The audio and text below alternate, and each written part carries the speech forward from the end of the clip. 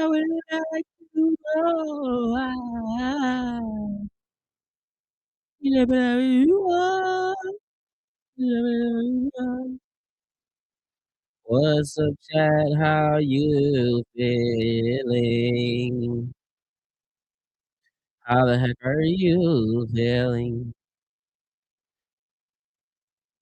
I need this is the first time I'm looking at the prize. What they got for the Browns? Tillman, Judy. Wow, they have Jerry Judy at 43.5 receiving yards today. What is that about? What exactly is that about, chat? 43.5? Oh, he must be going off today. He must be going off today.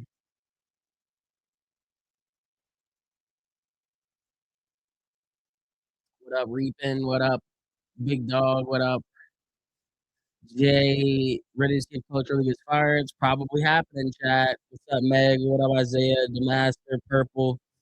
What's up, Manny? They must. What's going? They got. I don't never see his dude's numbers up that high, man. What the heck, chat? What's that about? What the heck is that about, chat? It's never up like that. And the spread went up to 9.5. Wait, wasn't it at 7.5? Holy moly, guacamole!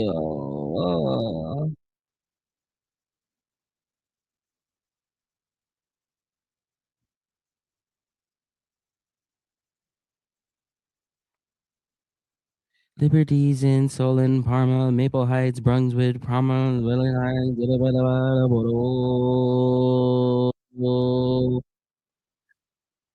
watching at home, looking for history, baby. Let's go, baby. What's up, Chase? Either outcome today is good. We win and beat a rival, or we lose and get a good pick in the draft. The lowest we can get in the draft is 7 this week, or is 7. So you're ready for the press conference more than anything. Will we get Kevin Stefanski press conference at the end? Will he survive? They're gonna make him survive. He will. Um, it wouldn't shock me if they waited until Tuesday. It wouldn't shock me.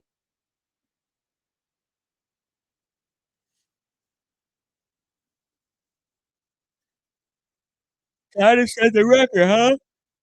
A lot of people looking forward to the Miles Garrett record. Are we gonna witness some history today? I mean, we saw all of the incentive stuff that they had going. Kendrick Bourne couldn't get one catch for 9 yards. Yeah, this stuff's rigged, bro. Tell me it ain't rigged.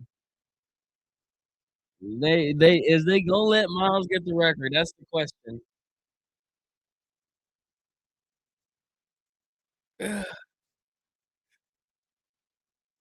Real, I don't care who I got tonight. What's the scenario if a tie happens? What happens if a tie happens in that game? Because that's what I kind of want to root for. It kind of just gets the Steelers in, huh?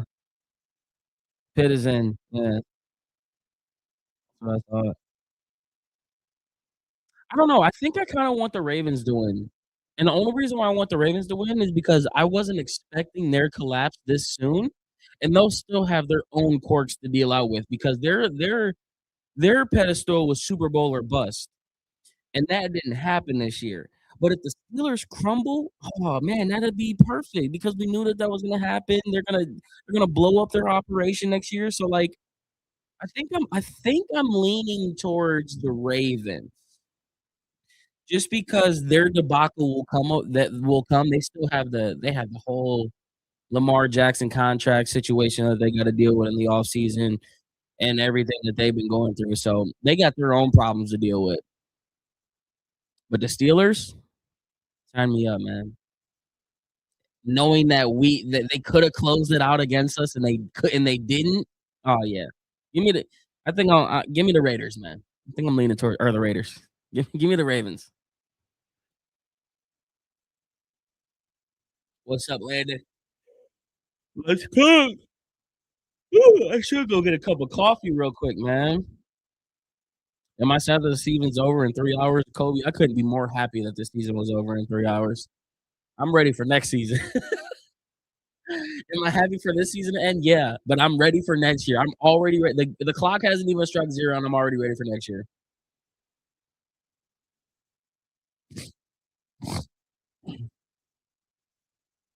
What's up, Ellen? What up, David? What up, Wayne? Welcome, everybody. Welcome, everybody. Drop a like on your way in. Drop a follow if you're new to the channel. Sub on up to YouTube. TikTok is playing games with my life, so I'm about to stop. I'm about to stop putting my energy into TikTok that much, especially at least for this month. This month, I'm taking a little break from TikTok, so you guys might want to migrate over to YouTube and Instagram and everywhere else because TikTok playing with me, and I ain't for it. I ain't for it one bit. Chad, I got an idea. Hold on. Hold on. Bengals will receive. So we get the ball first, chat.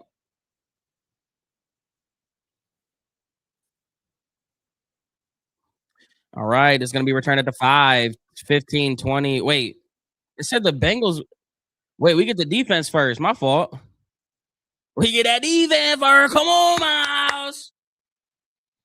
Miles Garrett. Are we going to get the record, boys?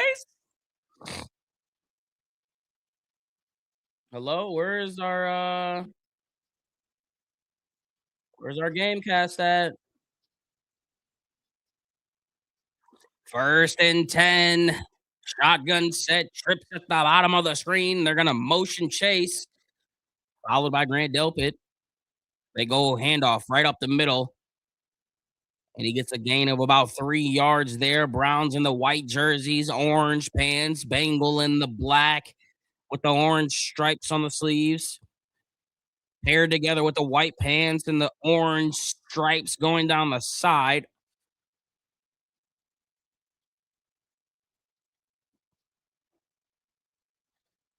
Miles Garrett's got the Legend 11 blues on today. The 11s.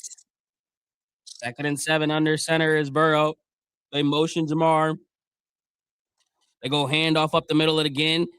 Shoulder down into Devin Bush as he's fighting for the last little yards. There'll be about a half yard short of the first round marker as a gain about 6. Early third down. What up, Aaron? Will I stream any NFL playoff games? I will.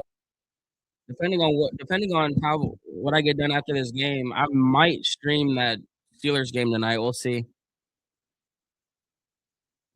MD at the bottom trips. Can Miles get a sack here on his first third down of the game?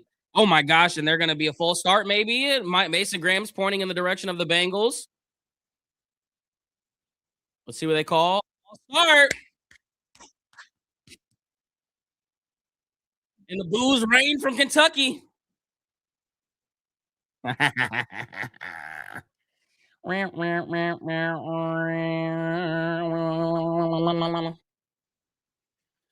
So instead of a 3rd and 1, we get a 3rd and 6 here. A little bit more better opportunity for Miles to pin his ears back. He's going to line up inside of Isaiah McGuire as they got a 5 wide set on this defensive line. Drops back, looking right. Here comes a sack! Oh my gosh, it was a I couldn't even get out the words. And Joe Burrow a little shaken up. Oh my gosh, he's limping. Little stinger there. And it looked like he should have had a sack there. The pocket was collapsed. Miles kind of got there. And I think that was Isaiah McGuire is the one who's going to lay the hit on him. And it gets it off to Samaje Perine, and Grant Delpit comes downhill and lays the wood down. And that's a quick 3 and out for the Browns defense. I just can't wait till it's meaningful in December, January. Oh. Larvidan in the sun returns it at the 3, at the 5, cuts it back up at the 5 again. Oh, it spins off. Can he get a block? Miles Harden! Block! What are you doing? My gosh, you're just standing there. Put a body on him. Sorry, guys. Sorry. I just watching 26 just stand there watching Gage trying to make a play. Put your body on somebody.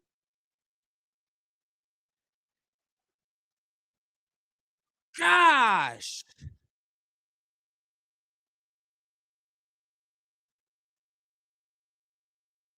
That irritates the hell out of me, man. Under center is Shador. Samson in the backfield.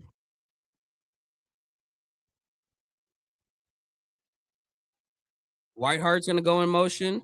They go handoff on the right side. Samson looking for a hole. Found a small one for a gain of 3. Golly, that really just pissed me off. We're good though. 2nd and 7. What's the future for David Njoku, man? Free agent this year. We know how much he love to land. Is he gonna take a pay cut? 2nd and 7. Hawaii. Shotgun set. 10 on the play clock. They're gonna motion a man down to the bottom of the screen. That's Corley. He's in a slot. 4 on the play clock. Drops back while looking right. Pocket collapses. Steps up, jumps and throws it to the flat route down to Samson. Stiff arms the guy out of bounds at the 12-yard line to make it 3rd and medium.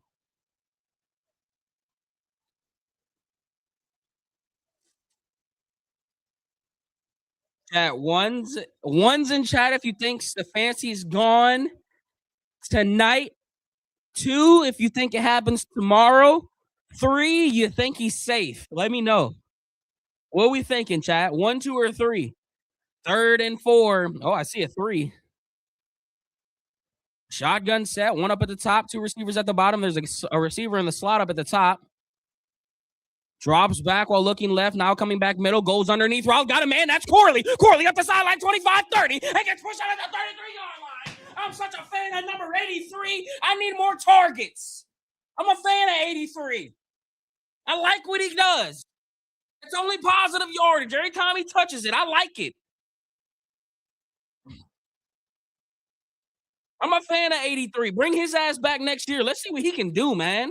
There's got to be stuff in the playbook for him. There has to be. 1st and 10. 2 receivers down at the bottom. 1 up at the top now. 10:40 to go in this first quarter. 1st and 10. Hikes up his leg. 2 running backs in the backfield. They go fake the run to Corley. Looking, stepping up, shuffling, throws underneath into the dirt as there was a man in the pocket.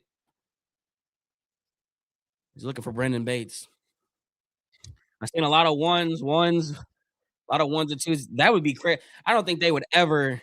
I think we'll get Kevin Stefanski. He'll make it through the night. I think it'll be tomorrow. I hope. I mean, I don't know. I don't know, man. The smoke is out. I don't know. Corley can be our next Jazz Gordon. Oh, okay, let's pump the brakes a little bit there, J Jazz. 2nd and 10. They're showing a pressure blitz. Let's see if they send it. Motion to man. They rush 4. Looking right. Rolling to the right. Stepping up. He's going to get sacked. Oh, my God. He fumbled it. And it's going the other way.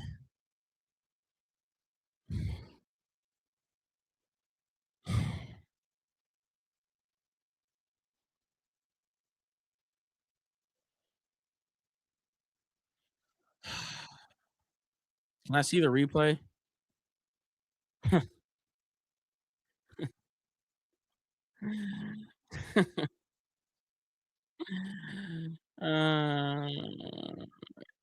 am I sad that this year is coming to an end? No, I'm not. Whoever asked me that earlier, I'm not. I'm not, man. I'm not. I'm so ready to get some offensive linemen. Oh my gosh.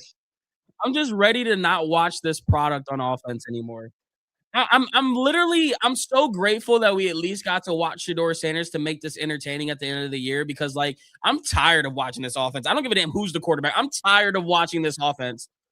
Like, can I get an amen on that? Like, am I wrong on that? I don't care if it's Shador back there or Watson. I'm tired of watching this offense. For the past 16 games, I'm tired. I'm exhausted. I need a break. I need a nap. I need some Motrin, some Tylenol, dose on, dose off. You know what I mean?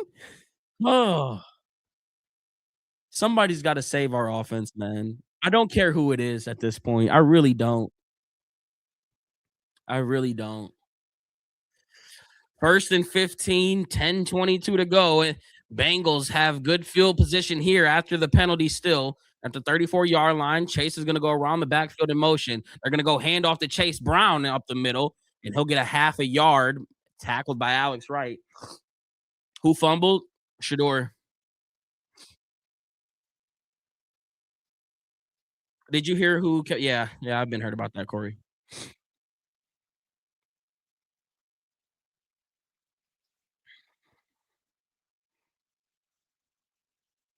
Second and 13, 9:55 to go now.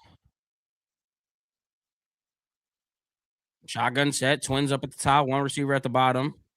Brown's showing a little corner blitz by Grant Dope. Let's see if they send him. They're going to motion Jasecki. Oh my gosh, they might got a free play here. They go up the middle. They do get the flag. So it's going to be 4 yards there, and it looks like they got the front line to jump.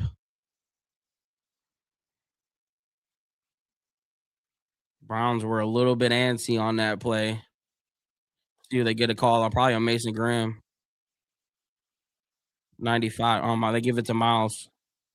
Probably should have been on Mason Graham.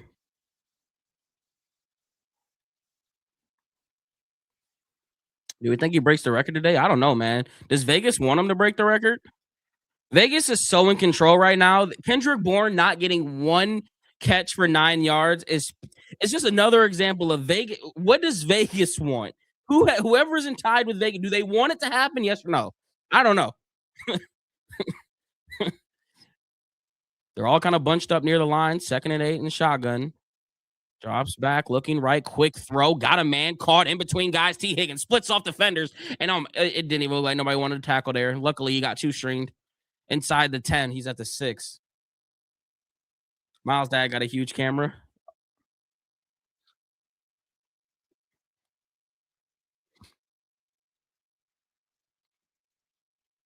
This is gonna be a game though to see how.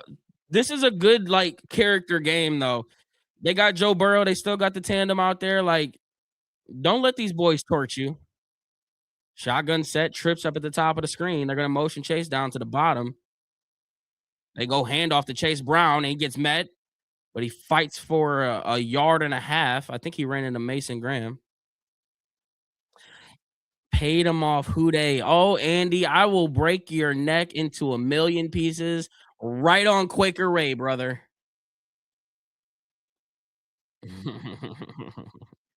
What's up, my boy? Browns has 76 rookies this season. Holy crap. 13 more than any other team. Shotgun set. Still kind of bunched up. Drops back while looking right. Quick throw to the flat route. What a play. Oh my gosh.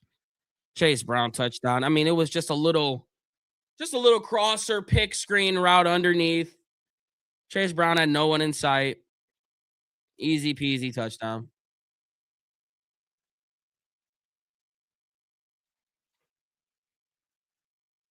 I think that was supposed to be Devin Bush, guys, and he kind of gets get lost in between there. Yeah. Well, you expect that. You expect that.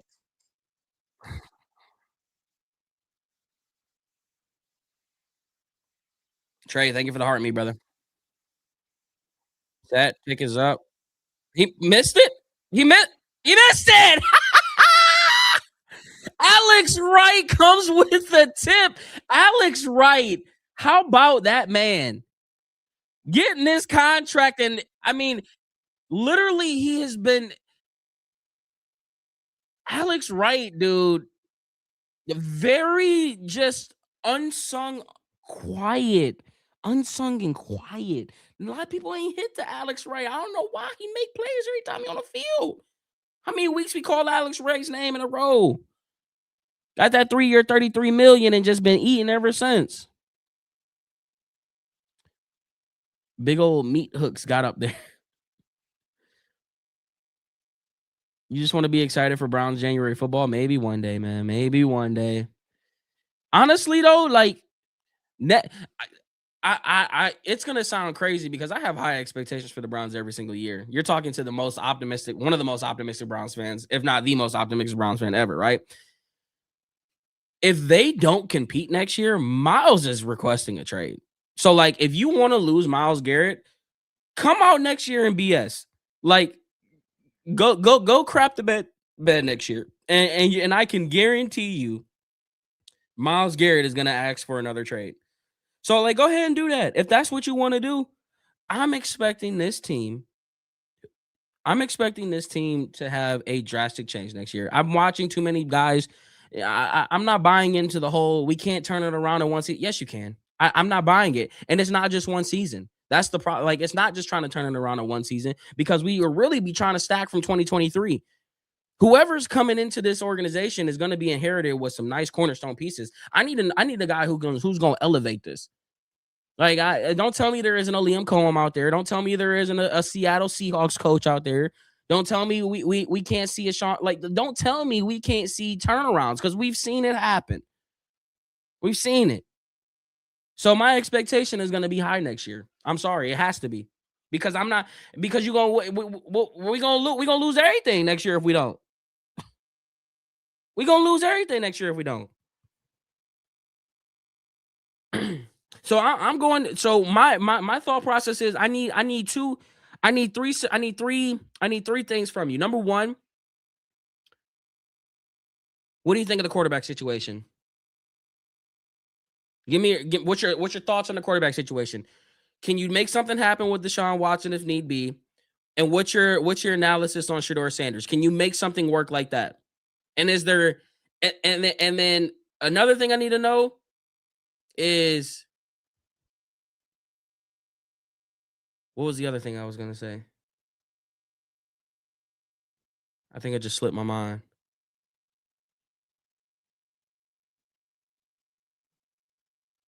The draft maybe is what I was going to. I don't know. 4, 5, 10, 20.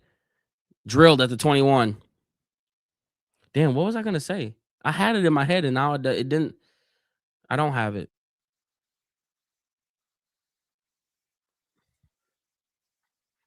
Who's the coach you want here? I want I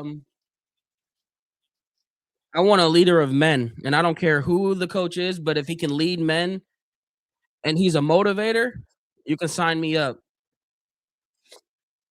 because this team needs a real life motivator, man. They don't need and then hire an X's and O's guy to run the program. I need a motivator. The best motivator. They go pitch on the right side to Dylan Sampson. Sampson looking for a hole. He finds nothing but a wall of black jerseys. Sounds about right, Key. Put me in, coach. Chad, I'm going. You know what? I'm doing open tryouts next year. Bumping. I'm about to get in shape and I'm doing open tryouts. Matter of fact, Damon G. He's Giuseppe next year in terms of the scouting department. But get me in there, coach. Yeah, I'm part of the Cleveland Browns scouting department. Try to sneak into some draft combines.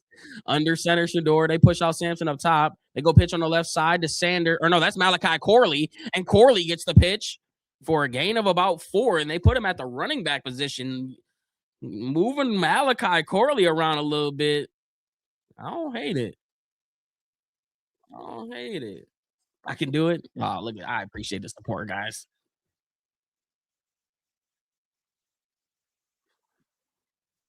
3rd and 6. 6:45 in this first quarter. Bengals with a 6-0 lead. And no, it wasn't 2 field goals. It was a touchdown and a missed extra point, a blocked extra point. 2 receivers down up at the bottom, 1 up at the top. Little motion out of the backfield, drops back, pocket collapsing, throws it middle, intercepted. Oh my gosh, almost intercepted. That was definitely in harm's way. Chat, I think I have to go to the bathroom. I had Olive Garden for breakfast. Yeah, that was a terrible throw. Holy crap.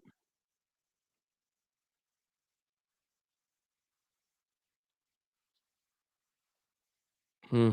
Chat, we better I know what else we better do. Resign Corey Bojorquez. The hell? I think he's a free agent this year too.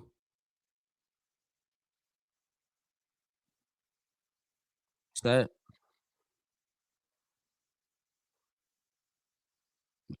Punted at the 22. He's at the 25 and out of bounds at the 30.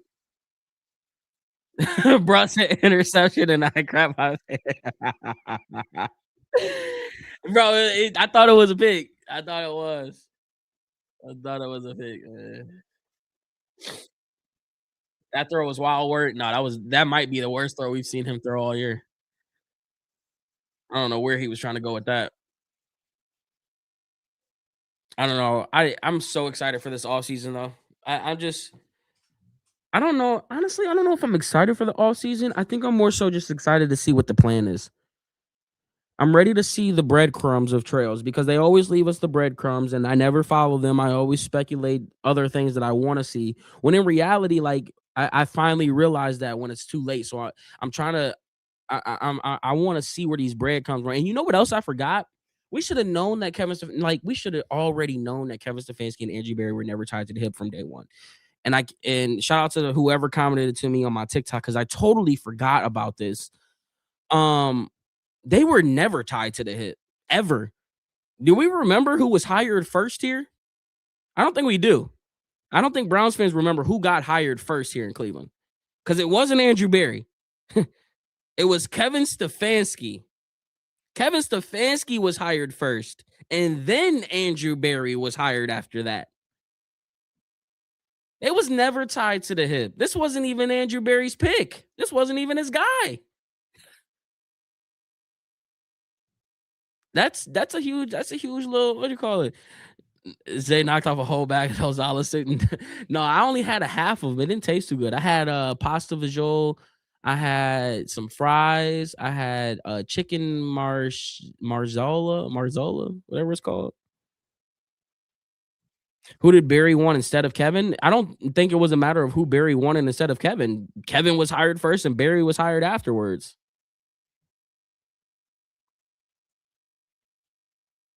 We sure about Sanders? No, we're not sure about Sanders, but we're sure about it for next year. Yeah. Marcella.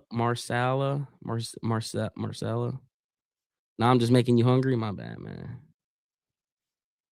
Kevin Stefanski, 70% chance to the head seat. They just don't smoke. No, hell no. That's way too high of a chance. They don't usually when there's smoke surrounding the Browns like that, it usually tends to go in their favor. The smoke is that he's probably out. It's usually he's probably out. All right, let's go. It's 1st and 10.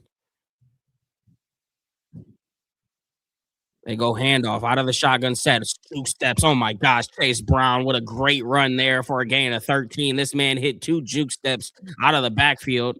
Or was that Samaje P. Ryan? That was Samaje P. Ryan. Excuse me. I tell you what, Miles Garrett won't get that sack if they score here. Miles Garrett is not going to get the sack right if this score gets out of hand. I can guarantee you. I tell you what, they better score. They better get the ball back. Under center is Burrow. You better hope they don't score a touchdown here. They go handoff on the left side, cuts it back up middle, and we're not even trying to. We're not even trying to have a run defense again. They got about 7 there. That he wasn't touched until 6 yards downfield, and that's the trick. Run to Miles Garrett's side. Jim Schwartz is gonna have to start coming up with a new scheme. Teams are starting to figure out how to go against Miles Garrett. You just run at him. That's why Malik Collins was such a blow because you couldn't just run towards Miles Garrett. They go handoff on the right side, goes back up middle, and he just puts his shoulder down and fights for a gain of another 6 or maybe 7. Malik Collins was such a blow to this team.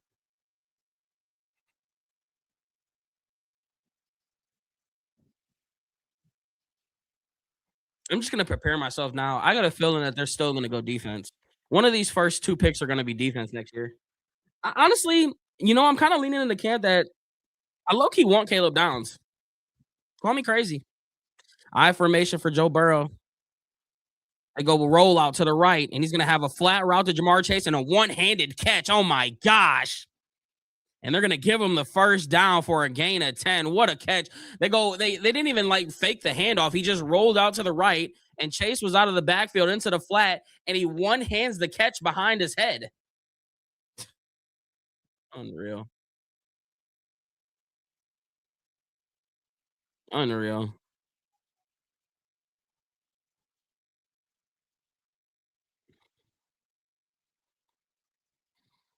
1st and 10 under center.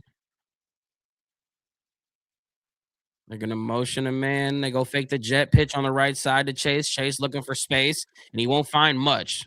Maybe a half yard.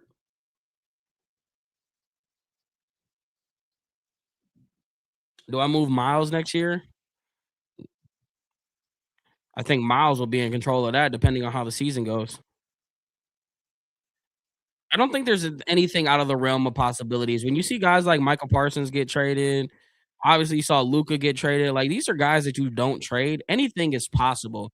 And if Andrew Berry's going to continue to be if Andrew Berry's going to be the GM, I do think he'll be hard headed and he won't just give them up. If Andrew Berry trades Miles Garrett, he is going to get more than a haul. Shotgun set, drops back, quick screen pass down to bubble screen to Chase, and guess what? Another first down, gain of about 10.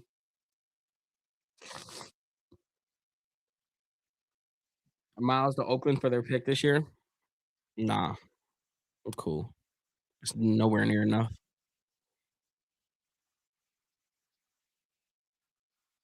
And Miles wouldn't waive his no clause to go to Vegas.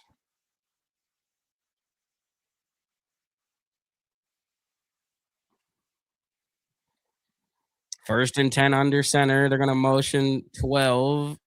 We'll go back to where he started. Burrow's 5 of 5. They're gonna keep their original play at hand. They go jet sweep. Oh my gosh, cuts it up on the right side, and he got about a gain of 9. Oh my gosh, and Tyson Campbell is squirming on the ground, broken collarbone.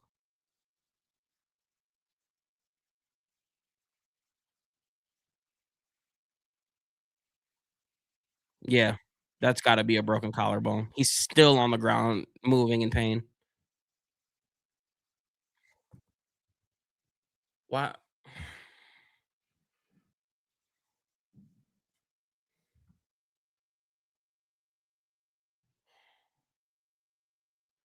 We just can't get away from these damn injuries, man. Tyson Campbell's injured.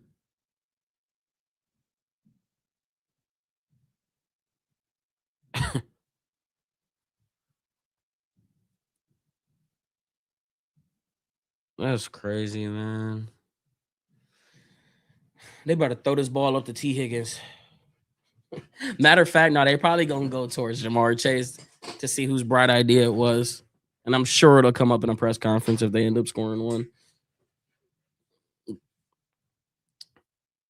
Guard the run.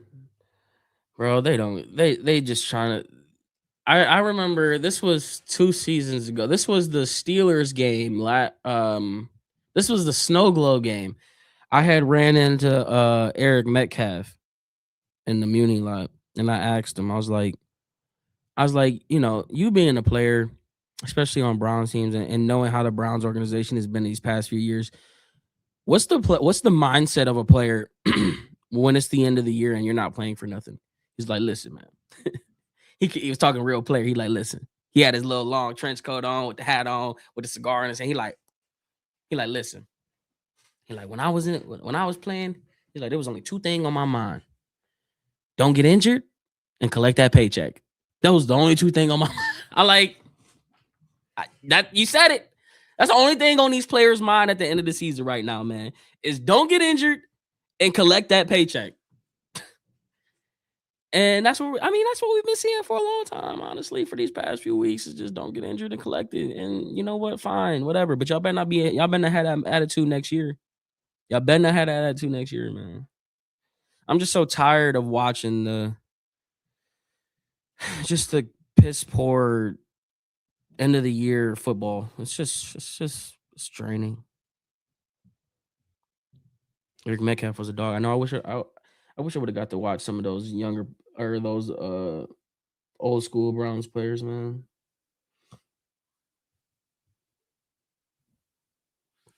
All right, we're back, boys. Second and one, shotgun set, two receivers at the bottom, one up at the top. Familiar formation. This time it's flipped. Gesicki comes in closer. They send a blitz. They go run. Easy first down, gain of about 4. P. Ryan still fighting for extra yard. He maybe have gotten 5, depending on where the market. First and goal, nonetheless. 140 and counting in this first quarter. And you got to imagine that Burrow's going to go air this thing out towards the end zone.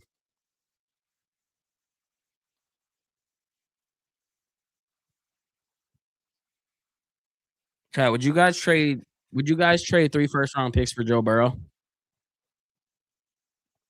Would you? First and goal, shotgun set. 1 receiver at the bottom, 2 up at the top. 7 on the play clock. Burrow drops back while looking left. There's the end zone. Shot in the air. Intercepted. Devin Bush up the sideline. 50, 45, 40. Looking to pass it off. No. Cuts it back up. 5. Touchdown. And a flag comes in.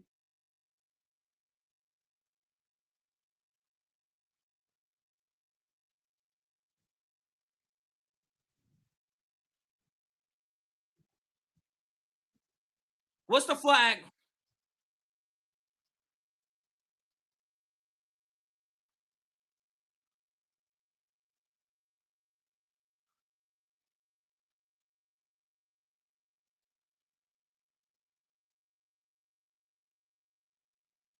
Touchdown's good.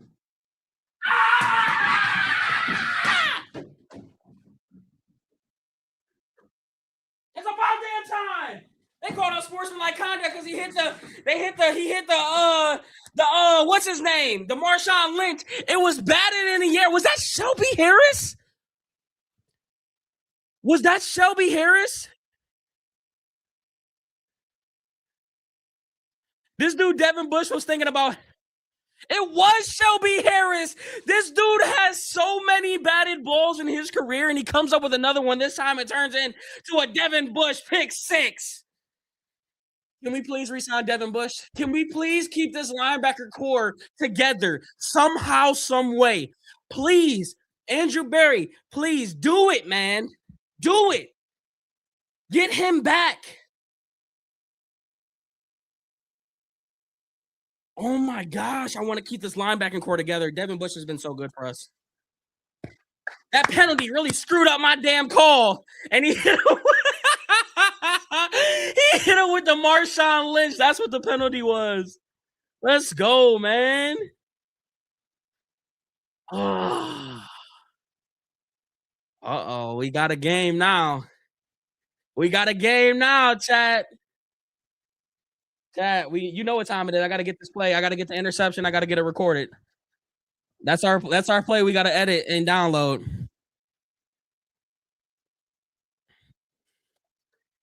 We gotta get it downloaded, chat. Let's see how quick we can get it. 4 minutes. Time me. My old man. Where is it? I know they gotta have it. Come on, load up, load up, load up.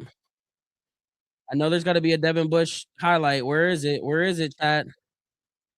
Where is it? Right here. No, that's not it.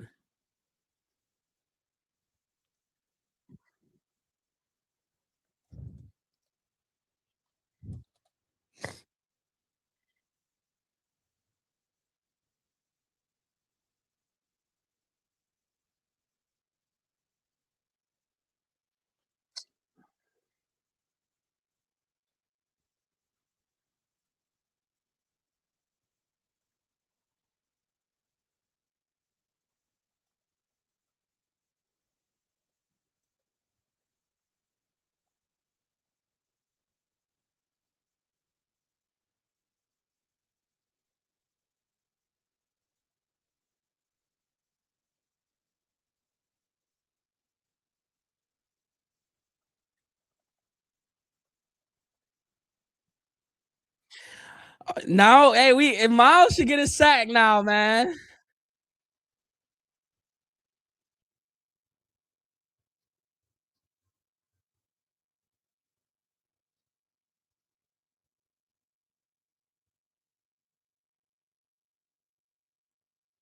Miles should be getting a sack now. Okay. Hold on. All right, I got the clip.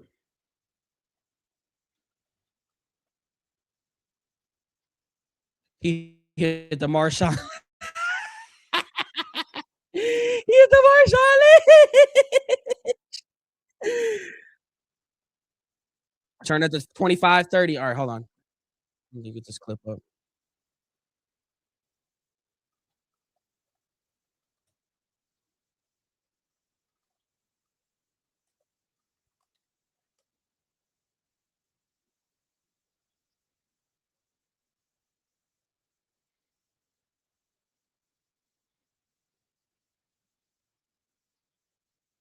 Come on.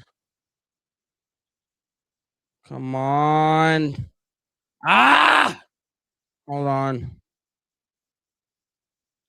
Damn it, I almost had it, chat.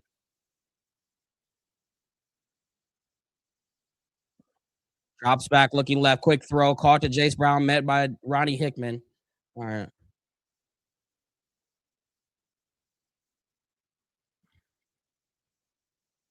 Oh, damn it, almost fumbled? See, look, I'm doing too much. Let's see. That'll be incomplete. Yeah, that'll be incomplete if they do.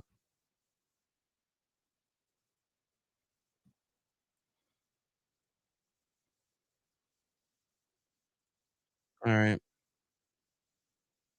Heck is the video at?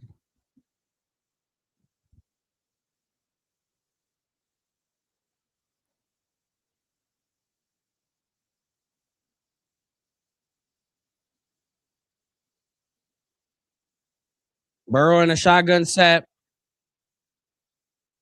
They go handoff up the middle. Oh, he bounces it out to the right side. P. Ryan got space at the 35 and gets tackled there after a 7-yard gain.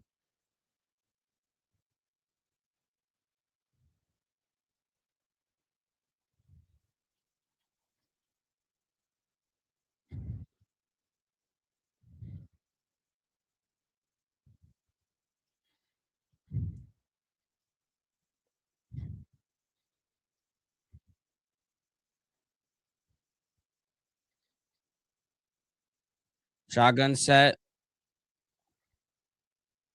They're gonna end that quarter. Okay. Let me hurry up and get this out.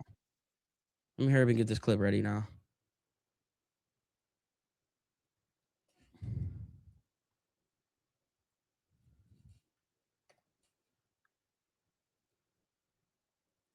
It seems like we always get one clip in the first quarter.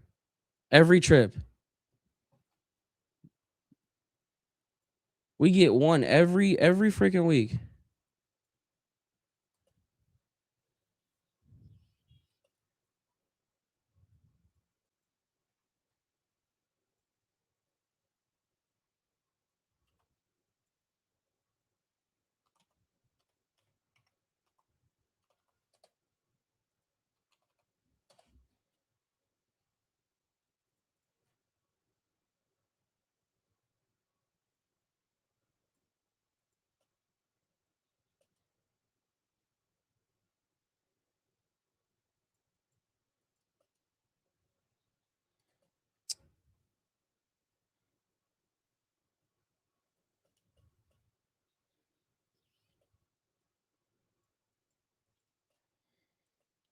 Wait, why is it? Wait. What is going on here?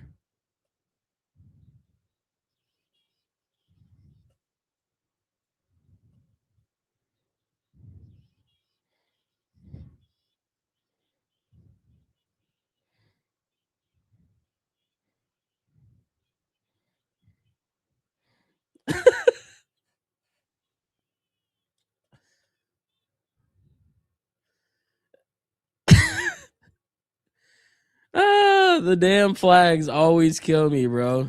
Okay. Oh, that's why. I'm like, what? I'm wondering why it's like delayed.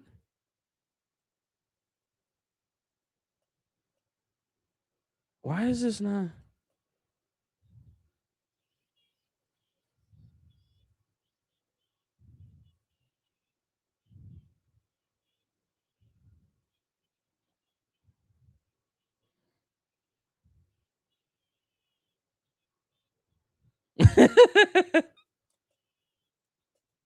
And a flag comes in. Okay.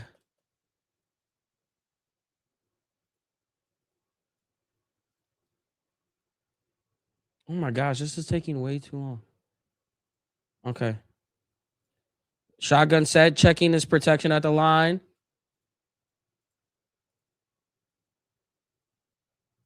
Motions P. Ryan.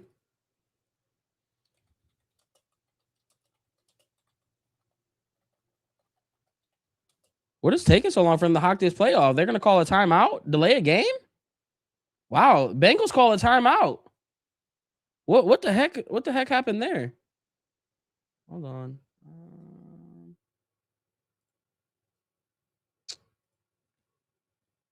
Export. All right.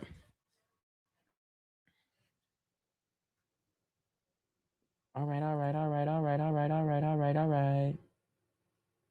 All right. All right. All right. Let me get this into the Dropbox real quick.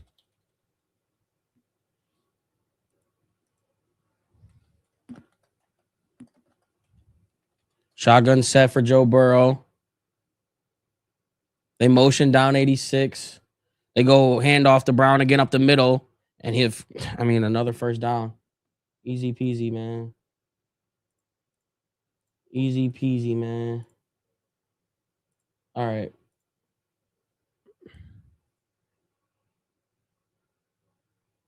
What's the score of the game? 7-6.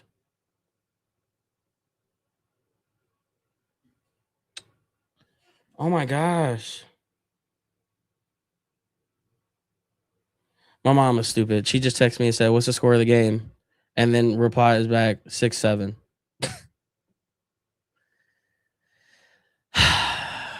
Shotgun play action, drops back, looking flat route to the tight end, cuts it back up, and gets a gain of about 5.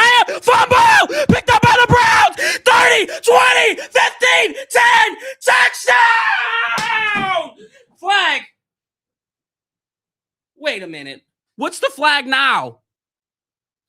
It was fumbled. What was the flag? It is a fumble! Jerome Baker is the one who gets it out and picked up by I'm not sure who number 27 is. But the play's gonna stand. Wait, is it a review? It looked like it came out on that one angle they showed.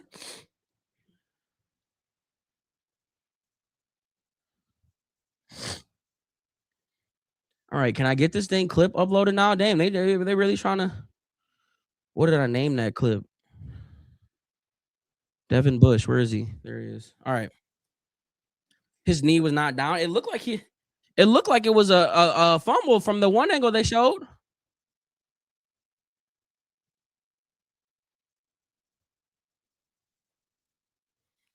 All right, Chad. I need you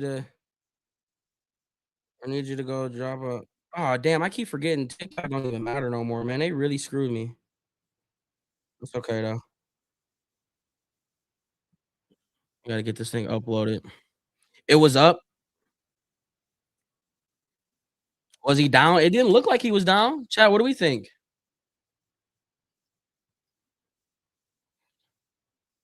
All he did was a little flip. Yeah, they tripping.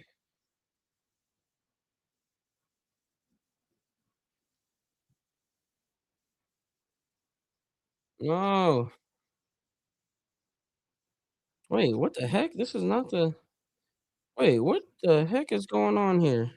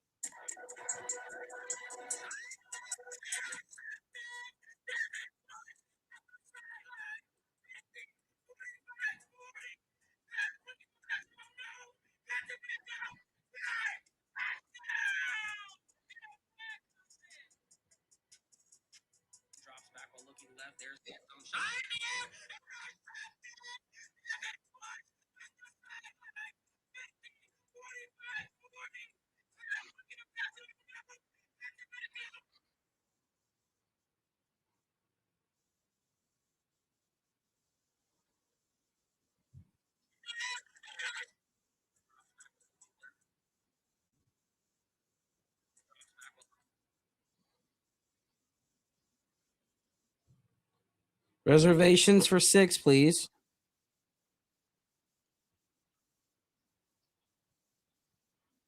It stands. The football gods are in our favor today.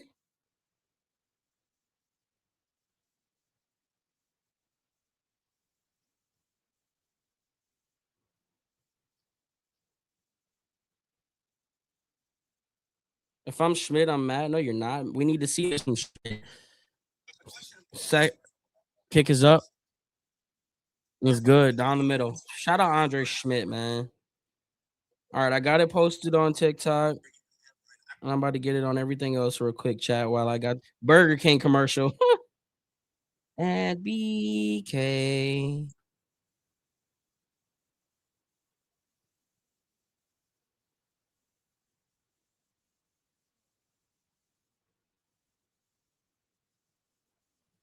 Okay, IG is about to be up.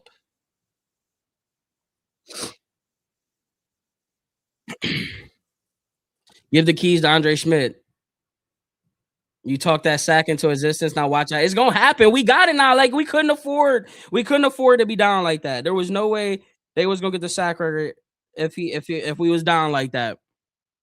Who scored on that side? Webb. Who the heck? Something Webb. S Webb. I ain't never heard of dude. I ain't never heard of dude. Where he at?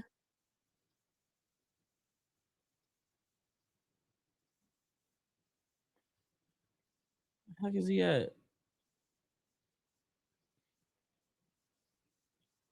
Sam Webb. Okay. Shout out to Sam Webb. Shout out my Gucci. Return at the 5, 15, 20, 25.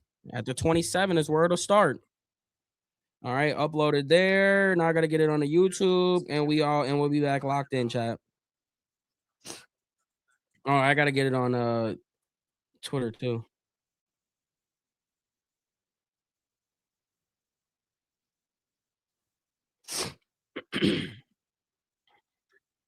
First and 10. They're gonna have to do it now because we know Burrow gonna start taking some shots downfield. Under center. Browns with a 14-6 lead. Quick change of events here in the second quarter. They go handoff on the right side and gets about a gain of about 3.5.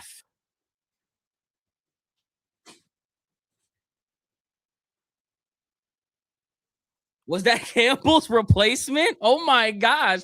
My bad, Sam. Questionable to return with this. And Denzel Ward, neck questionable. So yeah, we're well, I guess I better go suit up. Unbelievable. Second and 7. They motion a man. They go handoff out of the back, out of the shotgun, and he just like looks like he was stopped at the line of scrimmage, but gets a gain of 5. Unreal.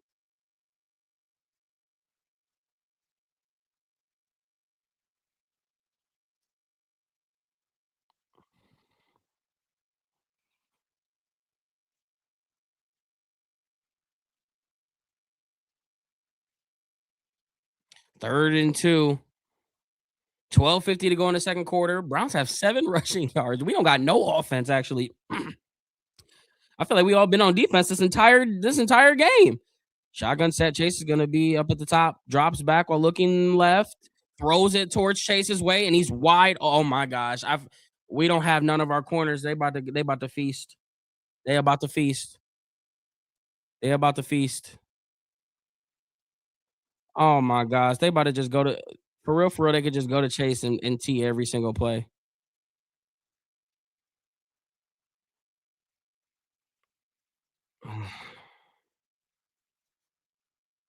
First and 10. I'm a little nervous now. Look, they got Chase in the slot now at the bottom of the screen.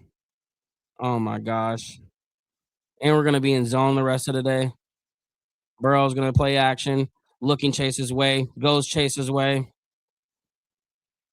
and forward progress will be lost. So he'll probably be about a half yard short. Although you marked him 2 yards short. Oh my gosh, this is gonna be a nightmare, chat.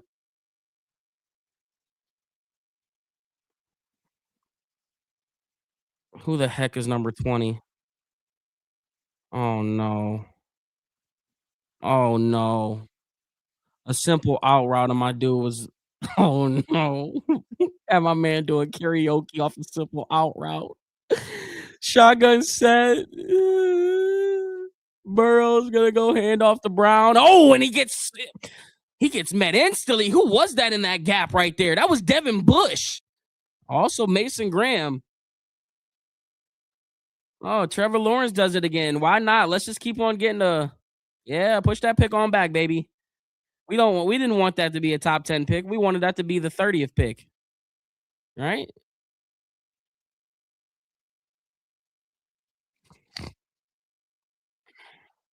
Shotgun set, empty up at the top, trips at the bottom. P. Ryan's in the backfield.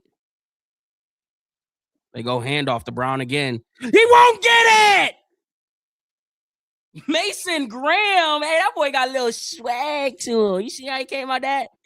That boy got a little swag. I didn't know they had that kind of swag in Ann Arbor. I know. No, they ain't got that in Ann Arbor. He learned that from the land. He ain't got that. They ain't got that in Ann Arbor. I drive through Michigan. They don't got that down there. Up there. 4th and 1. What they gonna do, chat? Momentum on our side right now. They gonna go for it. And a shotgun set. They're going right to Chase, and they got pressed. They're 5 yard? Oh my gosh, they're 5 yards off the ball on Chase. So what? Delay a game? They weren't gonna go for it. They was scared. I mean, if I'm Zach Taylor, I'm looking over there and saying, "Do you see? Do you see number 27 yards off the ball, and we only need one on Jamar Chase? There go my boy Dog Pound Tony. Wait, go back to him. Hold on, let me show my boy. Hold on, wait. This something looks familiar here. Wait a minute. Hold on. Is is that? Wait, is that? They're my boys. I gotta send that to my boy. I gotta send that to my boy.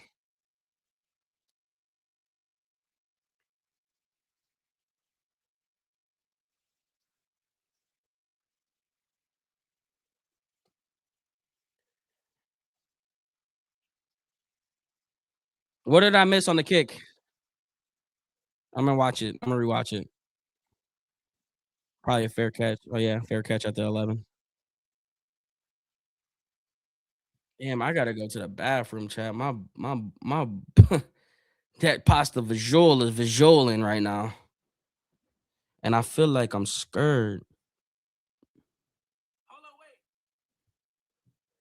These refs are soft. Last game of the season, man. Bloom, chill.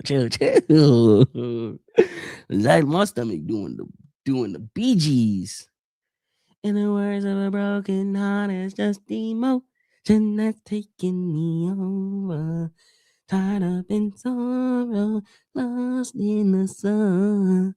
And it gets so hard. Nobody left in this world to hold on. Nobody left in this world to kiss goodnight. Goodbye.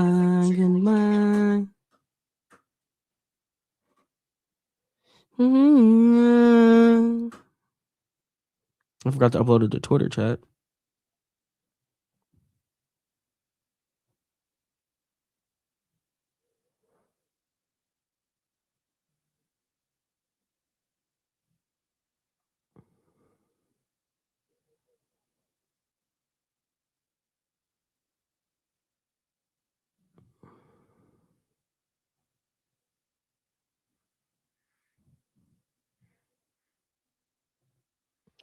Chat, who you guys rooting for tonight? Steelers or Ravens? I already said I think I'm leaning towards Ravens. Who y'all rocking with tonight, man? What's up, JJ? Ravens. A lot of Ravens, not one Steeler. That's what I like to see. This is why I knew I built a good community. I knew I did. I just knew that I just knew that y'all knew ball. I knew it. I knew that y'all knew ball.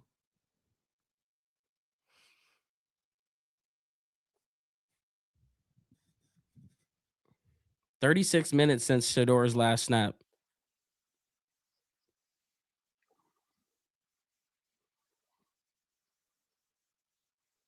All right.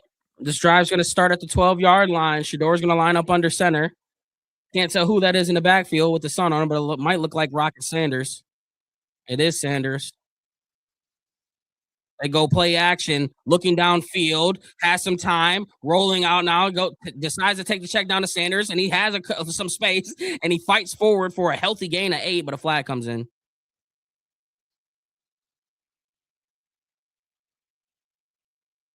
I couldn't read his lips. They might got illegal hands to the face on the quarterback, maybe. Let's see what they decide to call. Oh, yeah, he definitely got hit in the head. That's what it's going to be. Personal foul, roughing the passer. Let's go. Let's go.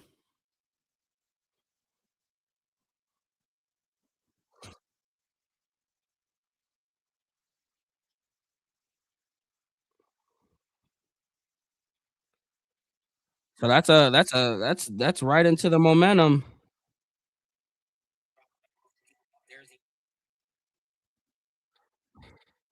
Under center is Shador. They're gonna motion Corley. They're gonna go roll out to the right. Oh my gosh, man in the spit, and he just fell down. What was that? This dude had prime foot on his feet right now. What you doing, dog? Jimmy Haslam. Hey, who's that kid next to Jimmy Haslam? I know you be watching the streams. I know you tapped in. Let me talk to Jimmy. Whoever's sitting next to Jimmy, I know you watch the stream. I know you know who I be. You be relying the information to Jimmy. Let me just talk to you. Who was that kid? Anybody know that kid? Who was that kid next to Jimmy? I know he watched.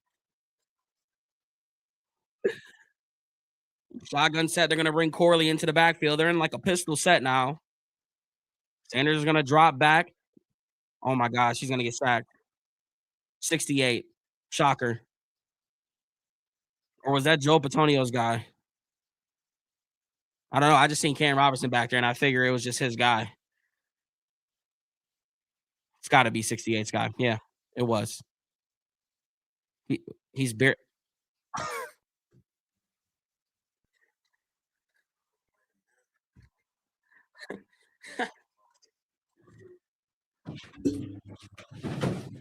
That's him. Man, you couldn't block. You couldn't block Bob if your life depended on it. You couldn't even block Bob.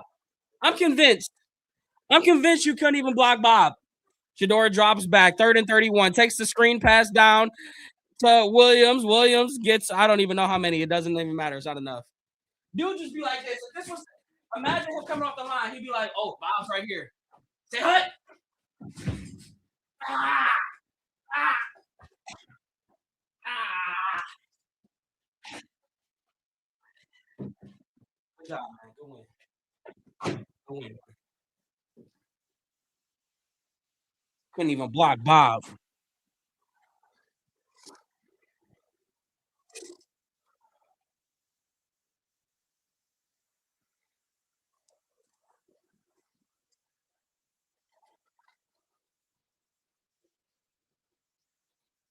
What's up, Auntie?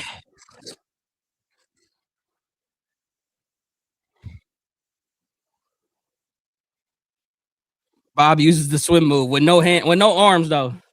But coach, he hit the swim move. But coach, he hit the swim move on me. Who did? Who did? Cam? Cam? Who did? He did. The dude with no arms? Yeah.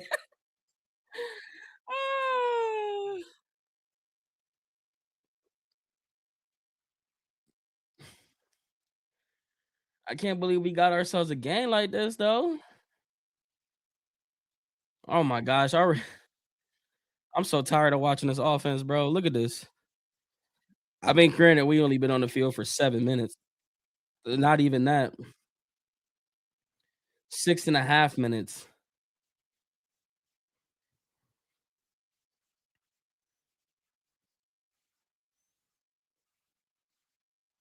2.2 yards per play. That is fantastic, bro. That is fan freaking tastic. You clip that performance? Good. I need it now. Hope you're a fan. Had a wonderful holiday and having a blessed new year. Same to you. Thank you guys. How was your guys' new year? I didn't even Happy New Year to you guys. I haven't seen you guys since last year.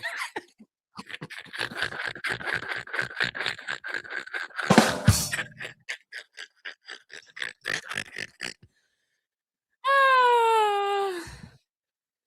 Yeah, I'm that guy. I am.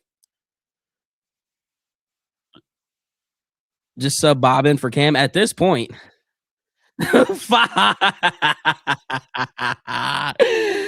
Ah, y'all get on my nerves, man. What's up, Hayden? Could definitely tell Zad to do with that. 0 blockers equals no offense. You're not wrong about that, brother.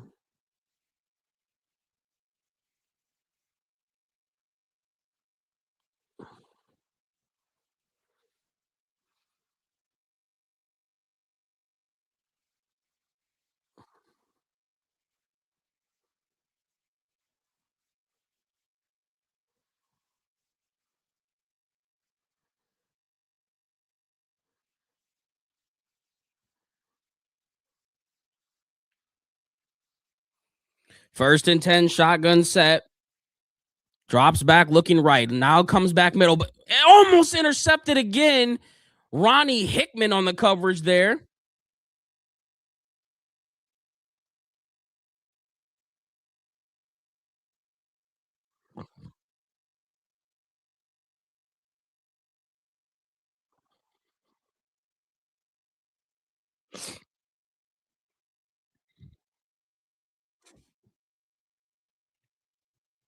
Borges has 86 punts for 3,940 yards. What a stat. Oh my gosh.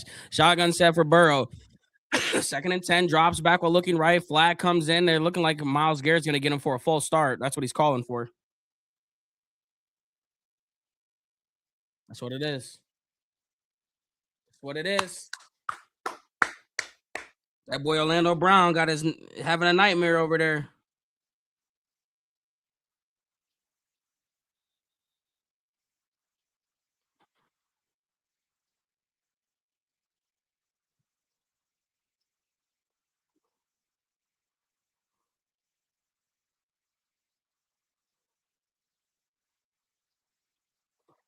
Shotgun set. Second and 15. Burrow's gonna drop back, get a good push on the line, throws in middle, caught. That's you so Yosava, and he'll get a gain of a maybe what 9, 10, depending on where they mark it to make it medium, medium.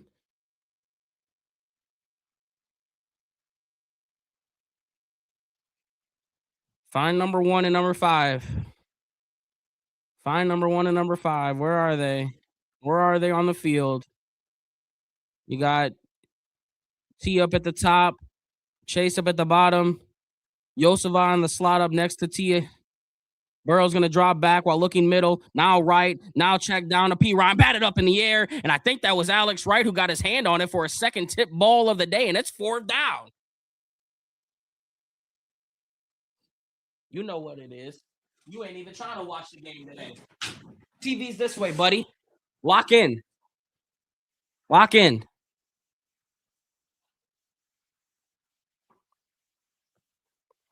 6:25 to go in the second quarter. I'm hoping that I have to go to the bathroom at halftime because I feel like I have to go. But I'm like, halftime 6 minutes away. I can make it. It's gonna be returned at the 26, up the sideline of the 30. We got can we get a return, man? Hey, Cribs. Hey, Josh. What's up, man? Like, you telling me you ain't got another season in you? You telling me you ain't got another season in you, bro, man. Damn, man. Matter of fact, that's what I should do. I should just train to be the return man. I can do special teams. I can return. Maybe I'll just get in stupid dumb shape, right? And I'll just work on being a return specialist. I don't need you. Just put me on special teams. I can return punts, and I'm more and my height level is you know what I'm saying. Like my height level, my center of gravity is gonna be better than everybody else's, so it's gonna be hard for them to tackle me. Like, come on, man. I'm about to just do it, man. I'm about to just lock in. Give me full Bud Lights and 3 bumps of coke. I can do a punt return. Maurice Jones-Drew head ass. Nah, for real though. Something like that. Something like that.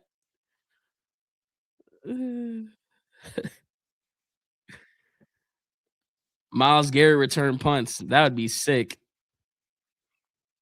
Does anyone know me? You do. You're here right now. You know me.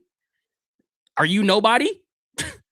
You must be. You're a nobody. That's right. So I guess nobody knows me. You don't. You do. Stupid dumb shape, and I could be the quarterback. Look, let's just all get in stupid dumb shape.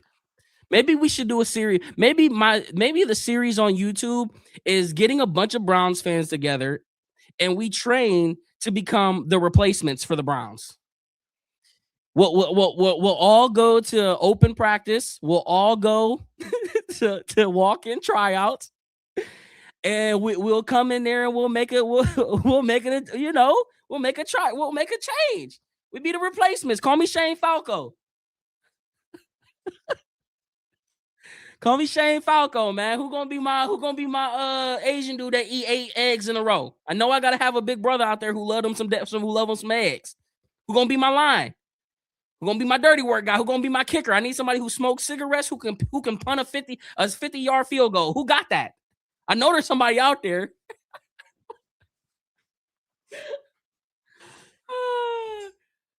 Ole, ole, ole.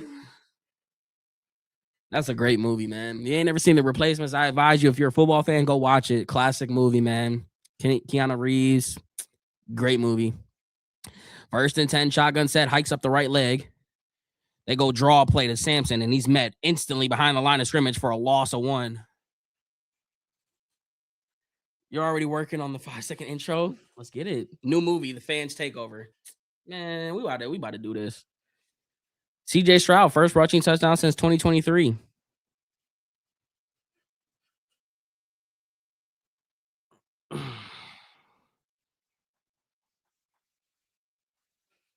Bozo, you got me bet. 2nd and 10, 5:45 to go in the second quarter. It's 14-6. Ball at the 30-yard line. I've got gas, and it does not smell good. Drops back, play action, looking middle. Oh my gosh, throws middle, and it's oh my gosh, in a harm's way again, looking for Judy. I mean, he's given Jerry Judy the opportunities to make plays in between very draped coverage. But if you're gonna trust Jerry Judy in between, like I'm not gonna lie to you. See, this is why you're giving Jerry Judy a chance to make wide receiver 1 type plays. Terrible ball, terrible throw, but like, you know what? Who cares at this point? You want to be that guy? Let me go see. Let's see if you can catch it in between 2 defenders. This is the worst performance we've seen out of Shedeur so far, though. I'm gonna be honest with you. A lot of these balls are in a harm way. It almost seems like he's trying to do too much. 3rd and 10, drops back while looking right, has all day, rolling to the right now, relies on the check down to Judy, and he'll get about 7. See, like, it just seems like what was that last week? Last week leading up to the game, there was that big emphasis on just completions and stacking completions and just moving the ball. I'm not seeing that same focus.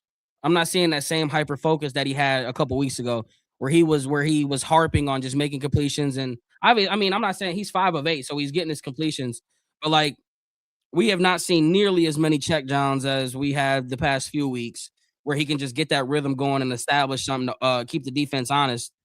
Defense ain't going for none of that right now. Oh my gosh, that was almost blocked. It's gonna be returned at the 20. He'll get tackled at the 23. Yeah, no fan and Hurts too.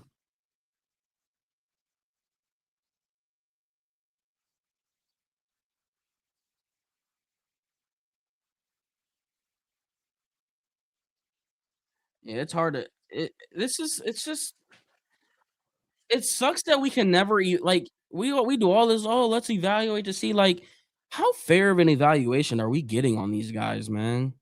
It's really annoying. Like we real life wasted. We went like it's so frustrating to look back at the year and be like, man, we've been wasting weeks for 8 weeks minimum.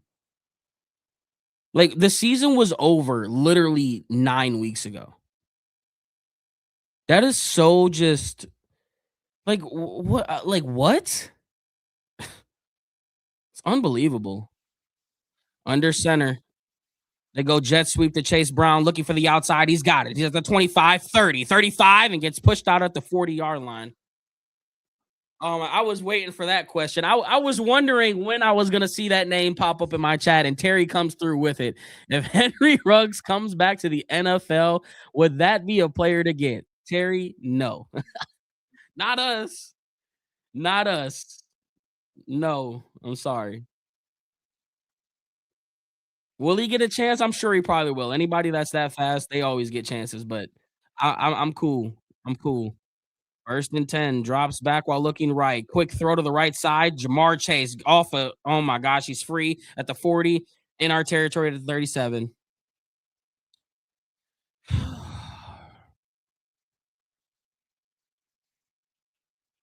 I was wrong. I'm not gonna lie to you. I was wrong, man. Like, I really thought Jerry Judy could be a wide receiver one. I don't think he is, man. Jerry Judy can't be a wide receiver one. I'll eat my crow on that. I still like him I still like him being part of the receiver corps though. I really do. I still like him being a number 2. He may not be a number 1, but he's a number 2 as Burrow drops back and he goes to check down a P Ryan. P Ryan almost breaks out of a tackle. He'll get about 3, maybe 4. Why do I think what? Bond, Ruggs, Judkins, Watkins on the same roster conference squad. That's not okay, James. Judy Buns, no, he has no effort. Nah, see, that's not fair. Like, there's a lot of unfair narratives surrounding Jerry Judy, and I don't like it. I'm not a fan of the narratives. Like, is there right to criticize Judy? Yes, I'm not saying that. I'm not saying that at all. But like the no effort thing and the whole play action drops back, looking underneath throw to P Ryan as he stiffs arms a guy, and it doesn't look like we want to tackle. Who was number 27? Again, bro, what was that hand tackle that you just tried to do?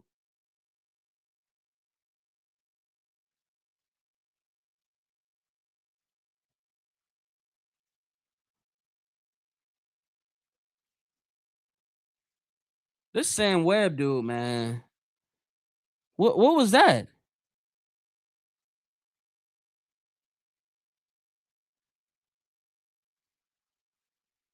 3rd and 1 under center is Burrow.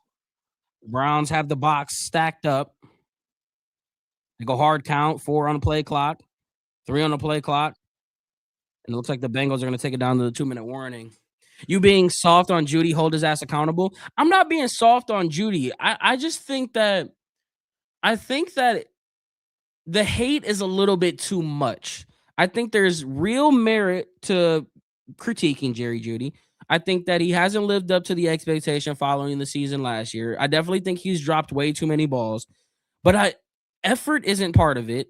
I, there's one thing about Jerry Judy that I absolutely love in a receiver, and it's every quarterback that I've seen him with. Think about how many times you see a quarterback on the bench, right? And how many quarterbacks the Cleveland Browns have had. Whether it was Flacco, whether it was Pickett for that short little preseason, whether it was Dylan Gabriel, whether it was Shador Sanders, Jerry Judy is always next to the quarterback, just in the tablet, next to him, whether it be words of encouragement, stuff like that. Like, that's not that's that. I feel like that's kind of like rare in a receiver, unless you're like Joe Burrow and Jamar Chase, or Marvin Harrison and Peyton Manning, or Tom Brady. You know what I mean? Like, I just feel like we don't see that type. I don't want to call it leadership. I mean, I guess it is a sense of leadership in a way, a quality of leadership, especially after the season that he's having. I don't know. I just think that I think I'm living in the 2024 season where it's like you don't put up 1,200 yards and you don't put up 250 yards in one game if you're trash. Like, that's not something you just luck into. Like, you have to be at the bare minimum good to do something like that. And Jerry Judy did that in a Cleveland Browns uniform at that. So, like, is he the best? No. Is he wide receiver 1? No. But saying that there's 130 other receivers better, like, what was that one TikTok where they were like, "I can name 130 receivers better than Jerry Jeudy?" Like, come on, man. Put that to bed. Like, that's disrespectful. There aren't 130 receivers better than Jerry Jeudy. He was great. His braids too tight, though. Is that fair to say? Am I fair in my assessment? Y'all probably don't agree with it. Wide receiver 3, a lot of people saying wide receiver 3. I mean, I think he's more closer to wide receiver 2, bro. I think he's definitely a wide receiver 2. I won't give him wide receiver 1 status. He's got a long way to earn that, especially after you had an opportunity to rebound. Like Amari Cooper was a wide receiver 1. You go back-to-back 1,000-yard seasons in a Cleveland Browns uniform, I don't give a damn what you do after that. You're a wide receiver 1, and that's gonna get. Are they gonna get that? Tush push? Yeah, it looks like he might have got that. Screw it, bring Hartline back. His pocket's too heavy. Was that Jake Browning who came in and did the tush push? Oh, that was Joe Flacco who came in and did the tush push. Oh, they got Flacco out there doing charity work. Damn, that's crazy. That's crazy, JoJo. Shotgun set for Burrow. They're gonna bring Chase down to the slot. Trips at the bottom. They go hand off to Chase Brown on the left side, looking for space, stiff arming. 27. Stop arm tackling. My goodness.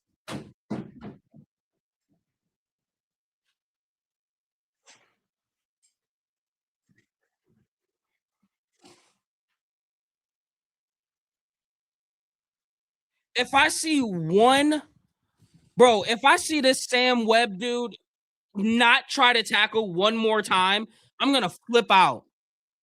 Burrow's gonna draw back while looking right. Pressure's collapsing. Throws in middle underneath. Caught by T. Higgins for a first down. And guess who they're attacking? Webb again. Oh gosh.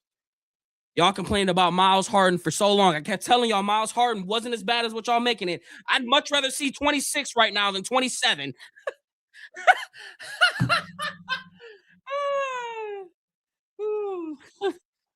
Oh man, funny how these numbers line up like that, isn't it? He did get a scoop and score. Yeah, that's enough for me.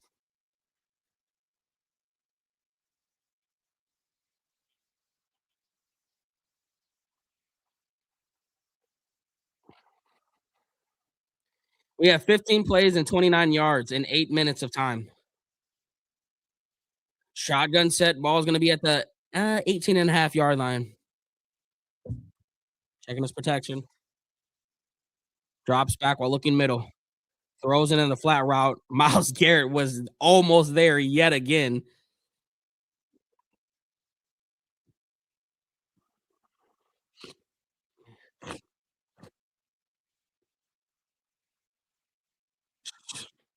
No human should be that big and be able to bend like that.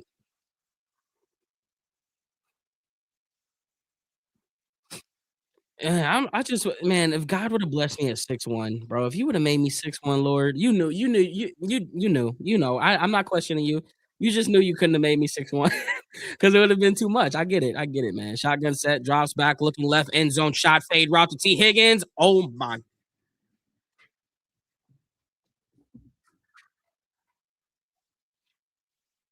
on guess who?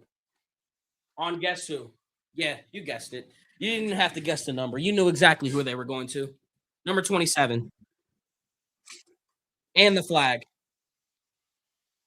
One-handed Moss. Yeah. I don't see. This is why, like 6'1", they talk. Emac, let them not like. Emac is probably one of the only people that know me athletically. If they would have made me, if God would have made me 6'1", you probably be watching me on TV right now.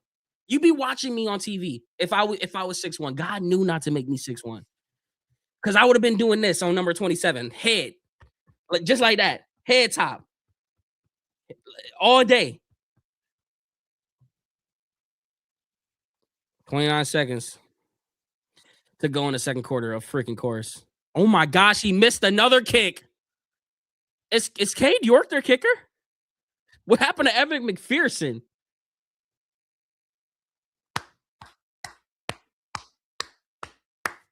Buddy, we'd be watching you on the bench, Bucky. No, you wouldn't. I'd be literally, I'd be like, I don't even know who I'd be, man. I'd be too much. I'd be too much. That's why he made me short. Cause he knew. He was like, look, your life would be a little bit different. You too tall.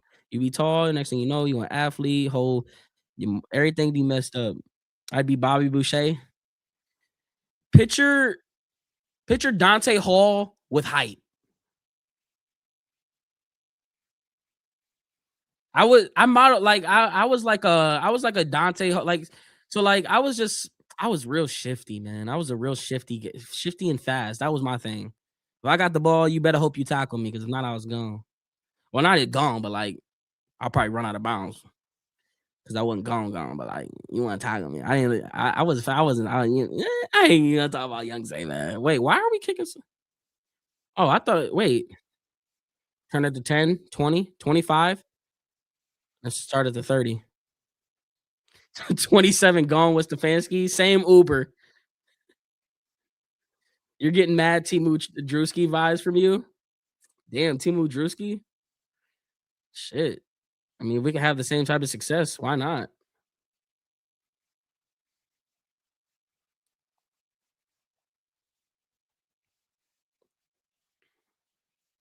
All right, 23 seconds. We got 3 timeouts. Are we gonna attack the middle of the field or what?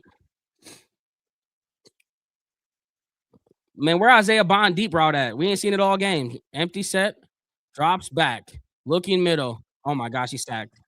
He throws it. Incomplete. Sanders, you chill out, boy. Chill out, boy.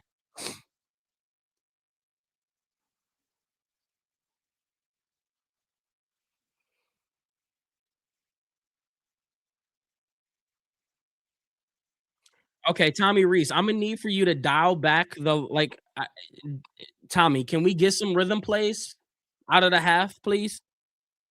Shotgun set, rolls out to the left side, looking, throws it towards the sideline, incomplete. We had a 14 to 6 lead, and we were still looking 10 yards down the field. Can we get rhythm going?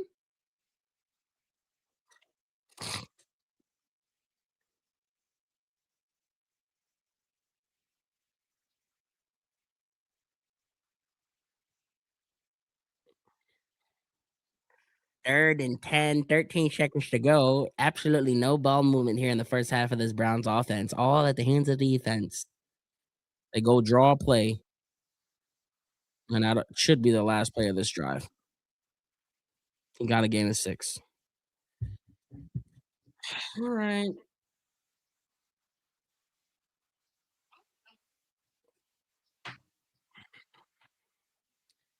All right. Final halftime thoughts of the year. Who would have thought that the Cleveland Browns would have a 14-12 lead at halftime, but not at the hands of the offense? How about the hands of the defense? 27. You got to scoop and score, but you want to stop arm tackling? Just an idea.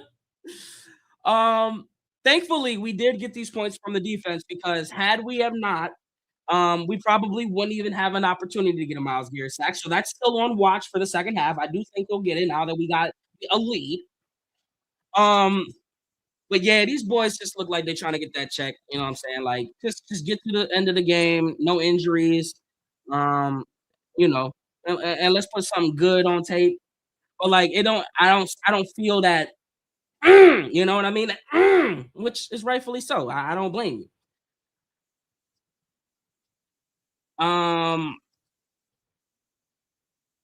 I think Cade York signed with the Bengals because Evan McPherson turned into the worst kicker in the league today. So shout out Evan McPherson. And please, Andrew Berry or whoever's gonna make the decision next year, can we please re-sign Devin Bush like as soon as possible? Because I don't need him leaving. I want to keep this linebacking core intact and still have that hope that maybe JOK will come back because my mouth is dripping with Carson Schlesinger, JOK, and potentially Devin. Like if we had those three, it's just it would be so nice. But I can't wait for this game to be over. I can't wait for all season talks. I can't wait for draft talks and to tell you guys this is the year.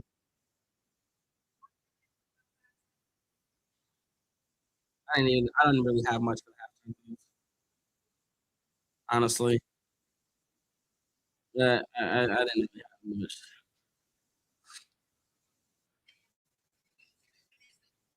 All right, I'll be back.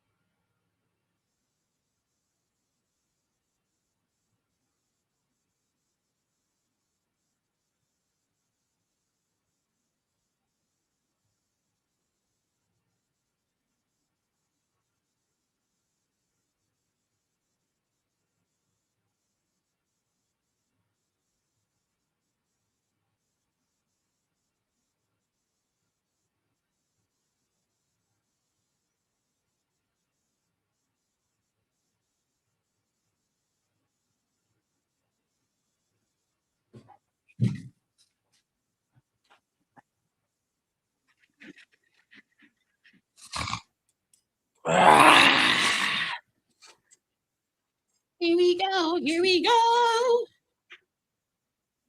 Oh,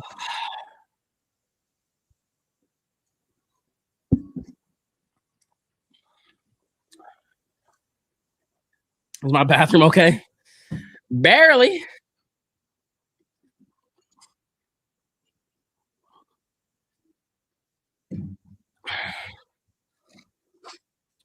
Offensive thoughts. Trash. Trash. Check my Insta. Woohoo.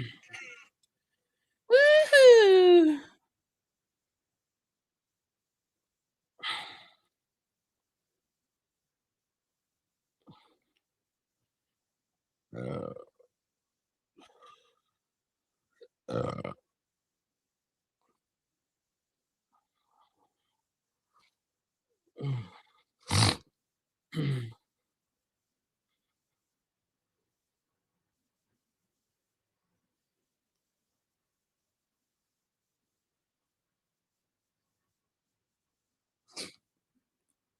oh snap! What the heck? What the hell? What the hell? What the hell? Burden? What the hell? Brown James? What the hell? Huh? Not the best today. Let's see if half. All right, we never get halftime pep talks at work. I need a new hat. Bucky, what? Aren't you a Broncos fan? Don't you have playoffs to worry about? Huh? Don't you have the damn playoffs to worry about? You ain't even a Broncos fan. You a bandwagon anyway.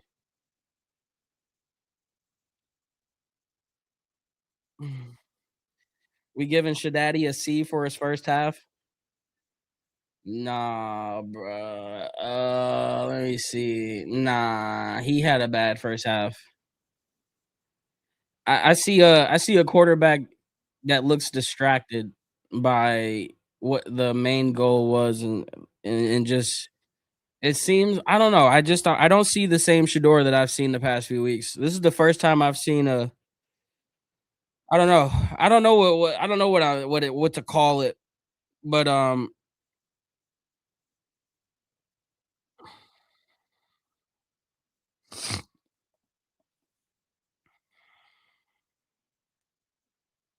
would you like to trade that early first rounder for Garrett Wilson? No, not the early one. I'll trade Jacksonville's for it though. Defeated. I wonder how do you get into like these commentary jobs? Who do I gotta talk to? Who do I gotta move up the ranks through? Like do do I go to college? Do I go to high school? Like how do these jobs come about? I could do commentary in the NFL, in the NBA, in college, and you know what I'm saying? Like, how do I go about doing that? Y'all got any connections? Y'all know anybody? Y'all know any producers or Denzel Ward is out. It just came up. You and Zay living a dream right now. True, true. Yeah, okay, Bucky. Been waiting on your plugs. Appreciate the follows, guys. This is gonna be caught right inside of the thing. Have to be a part of the fraternity. Yeah, I know.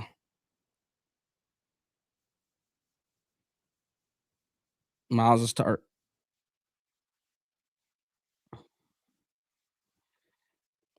We have to find ways to stay on the field. Well, you're the offensive guy, head coach.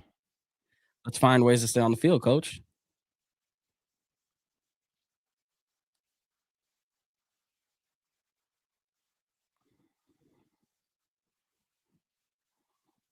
Under center is Shador. Corley's gonna go in motion.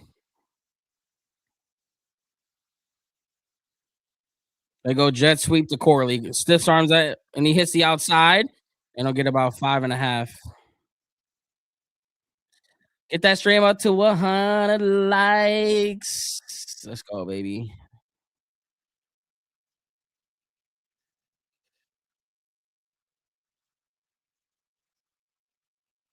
They go handoff up the middle to Sanders, and he'll be about a half yard short, maybe.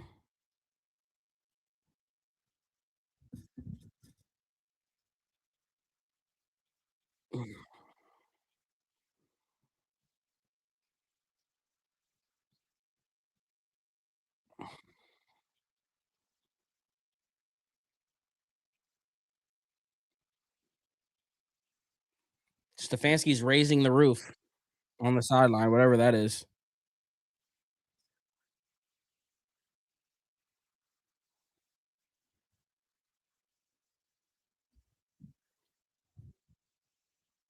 Fedora changing something at the line, 3rd and 1 on a shotgun set. They go handoff on the right side to Sanders. Sanders dances around and loses a yard. They give him a half yard. 4th down. We can't even convert a 3rd and 1.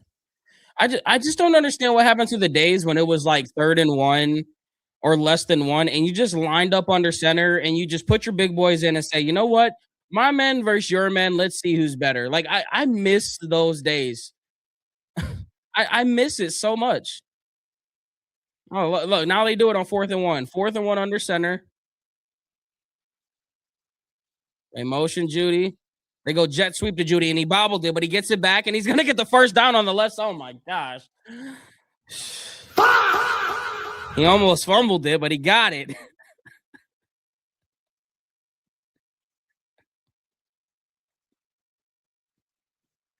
Why not do that with Isaiah Bond? Isaiah Bond is literally the fastest player on our team. You would think he would get a chance to do a jet sweep. Shotgun set for Sanders.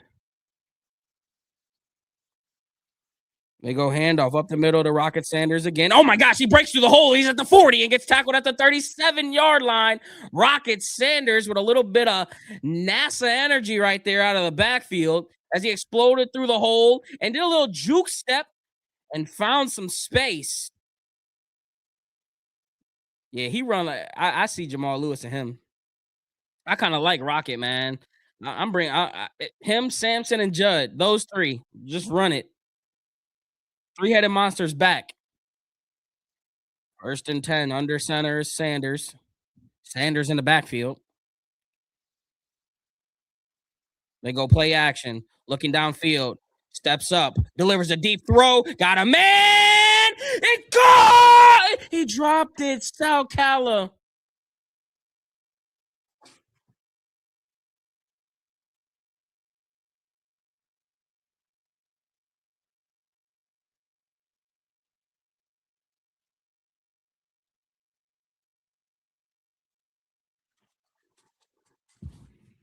If that's Harold Fannin, that's a touchdown. If that's Harold Fannin, that's a touchdown.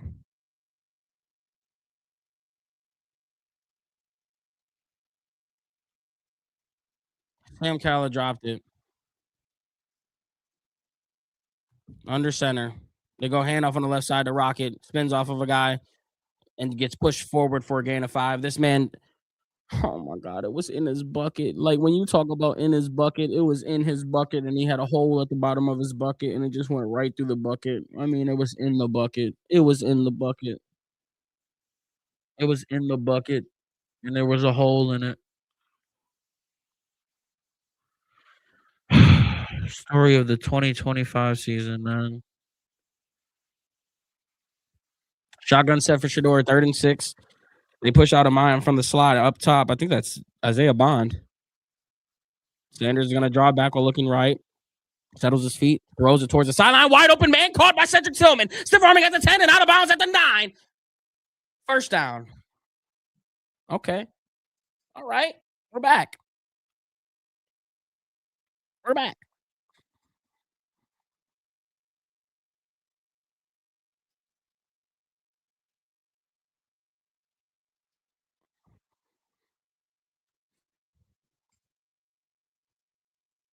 First and goal. Sanders is going to line up in a shotgun set. He's going to have Corley and I think Sanders in the backfield with him. 2 receivers down up at the bottom. They motion Corley. Drops play action. Looking. Takes the check down to Corley. Caught by him. Can he make a man miss? So what could have been a negative play turns into a positive half yard probably. They may give him one.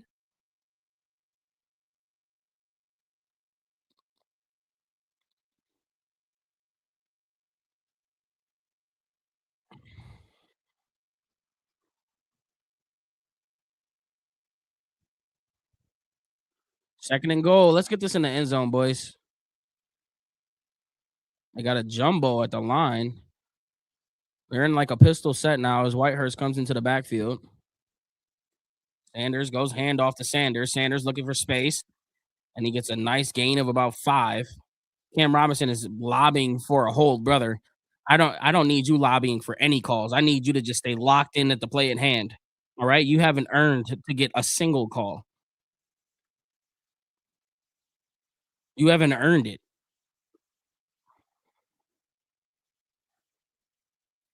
3rd and goal.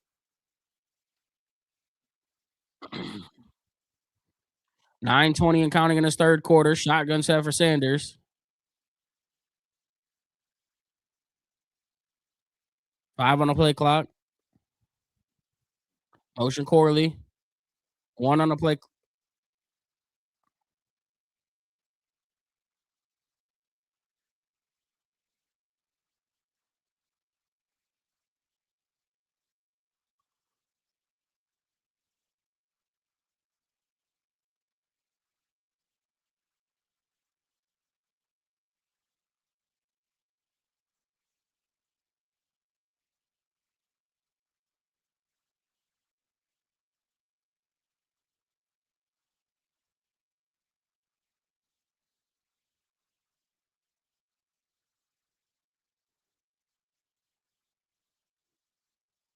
3rd and goal.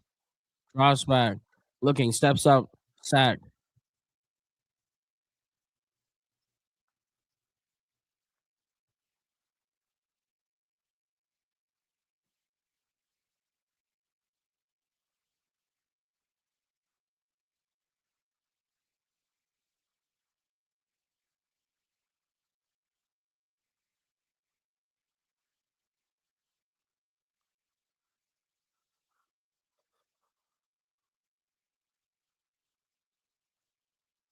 I I I just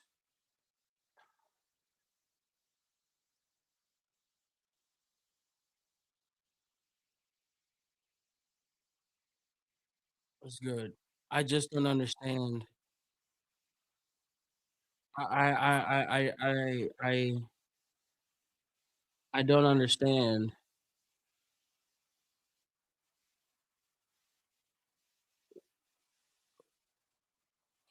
What are we doing? We're at the 5-yard line. It's 3rd and goal. You see the play. What is my coach what is my coach doing? What is Shador doing? What was the plan there? Don't score? Because that's what the plan looked like. Don't score.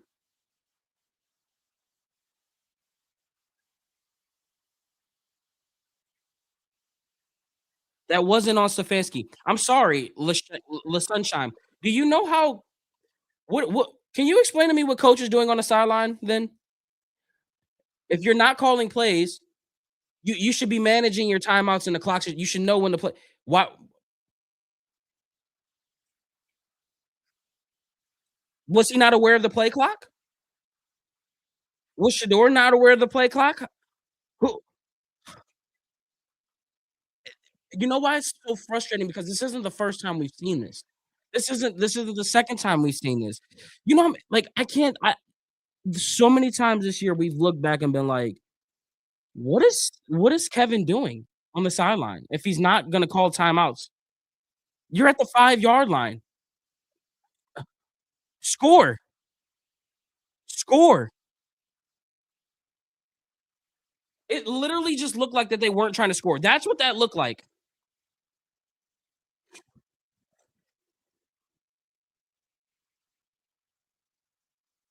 I cannot wait for this year to be over. I can't wait for I can't wait. I'm done, man. I'm done. I can't wait for this year.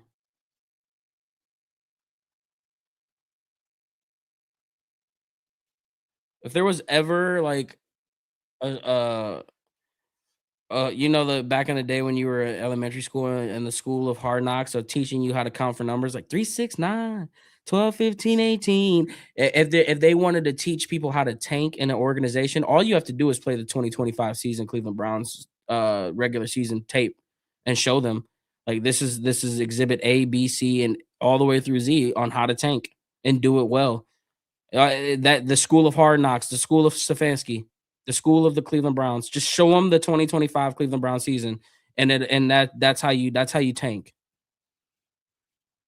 because it has to be. This is unbelievable. Hey, we're too close. Don't score. Get a penalty instead, brother. Let's kick three.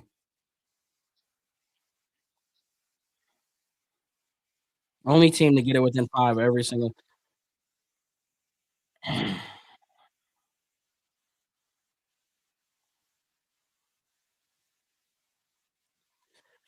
Shotgun set. Chase is going to motion up to the top. They go handoff to Chase Brown. Brown gets a gain of 4.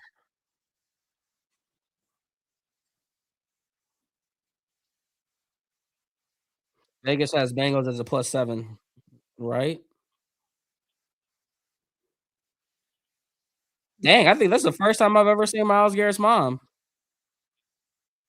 Oh, damn, I do see that camera. Holy crap, you see the lens? How did they had to have given him clearance to bring that in. That is the biggest camera. That's like a 5 that's probably like a $10,000 lens he's got on his lap. 2nd and 6. Empty set for Burrow now. Burrow's gonna drop back. Oh my gosh, quick throw to Gesicki, and he'll have the first down and a little more.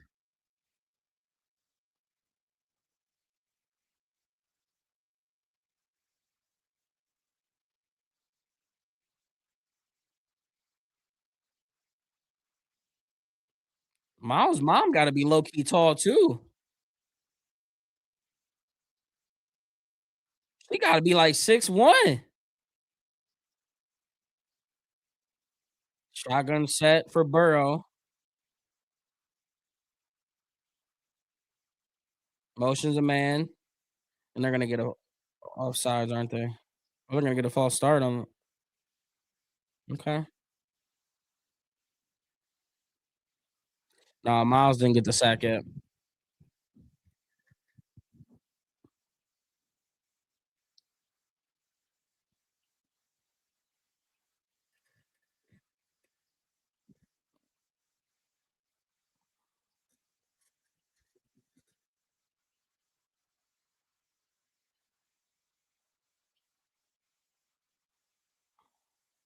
1st and 15.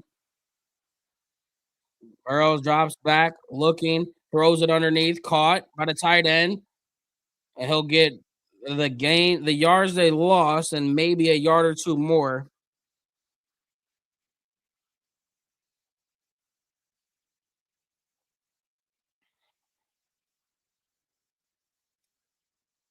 Did you see the reports that said Zach Taylor looks like he's probably gonna be safe too? What if after all of this, like all of these conversations, no AFC North coach is fired? How crazy would that be? 2nd and 9. They're gonna put Brown out into the slot at the bottom. Now they're gonna bring him back into the backfield. 4 on the play clock. Drops back. Pocket collapsing, running away. Now behind him is Miles, and he gets away, and he's gonna get the first down and a little more. And that should be a first down. He knew Miles was behind him. He looked back as he was running. Tyson Campbell's back out on the field too. So his shoulder is good. That's a good sight to see. Miles Garrett got off the edge. He got chipped by the tight end and then couldn't get blocked by Orlando Brown. And he was chasing Burrow and he gets away. Unreal.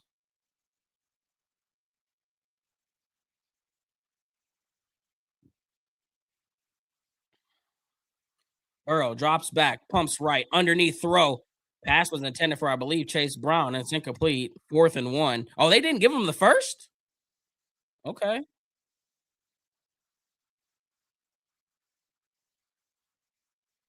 Damn, Zach Taylor and Kevin Stefanski damn near identical.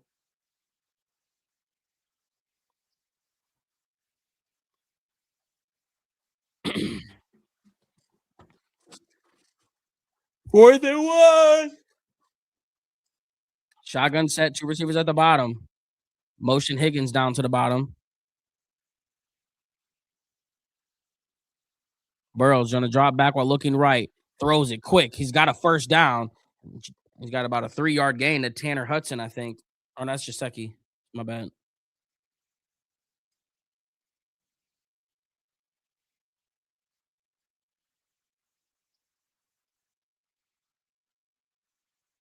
Mm.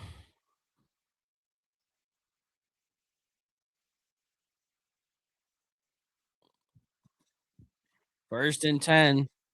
Under center on the fresh set of downs at the 39-yard line. 4:10 to go in the third. They're gonna motion T. Higgins down to the bottom of the screen. They're gonna go handoff up the middle to Brown, and Brown will run into, I think that's Rayshawn Jenkins and Mohamed Diabate for a gain of 2. 3:50 and counting in this third quarter.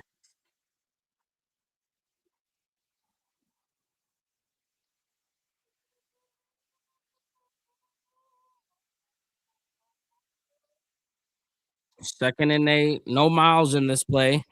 So let's see if Burrow and these boys look to try to do something downfield. They send a blitz. Burrow's gonna drop back. He gets met instantly by Grant Delpit, and that's a sack. So no miles on the field. Jim Schwartz dials up the blitz, and Grant Delpit's gonna come up with a sack. And now it's 3rd and long, and this gives Myles Garrett some odds. If you were playing craps, you're gonna have some good odds here to maybe get a sack chance on Burrow after the big. Hey, shout out Grant Delpit. He's had a very silently good year. Very silent, man. They finally put him down in that box where he can make some plays, man. Burrow's gonna drop back, quick throw to T. Higgins. They go hook and ladder to Chase Brown. Browns were ready for it, and he's out of bounds, and it doesn't matter. Devin Bush was there the whole way. You saw the hook and ladder coming, and they were ready for it. 4th down. Riley Leonard rushing touchdown. Uh-oh, Indy came back too. Could you imagine if the Browns started the season 7-1 only to piss it away and not make the playoffs? Oh my gosh. Could you but you don't hear anybody talking crazy about the Colts. You don't hear anybody saying Colts is the bro, the Colts were 7-1 and pissed it away and were out of the playoffs a week ago. That's what you call Cleveland Brown like. This is gonna be fair caught at the 9.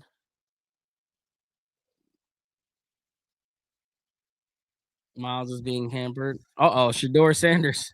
Eh, yeah, they really be playing his song. That is crazy.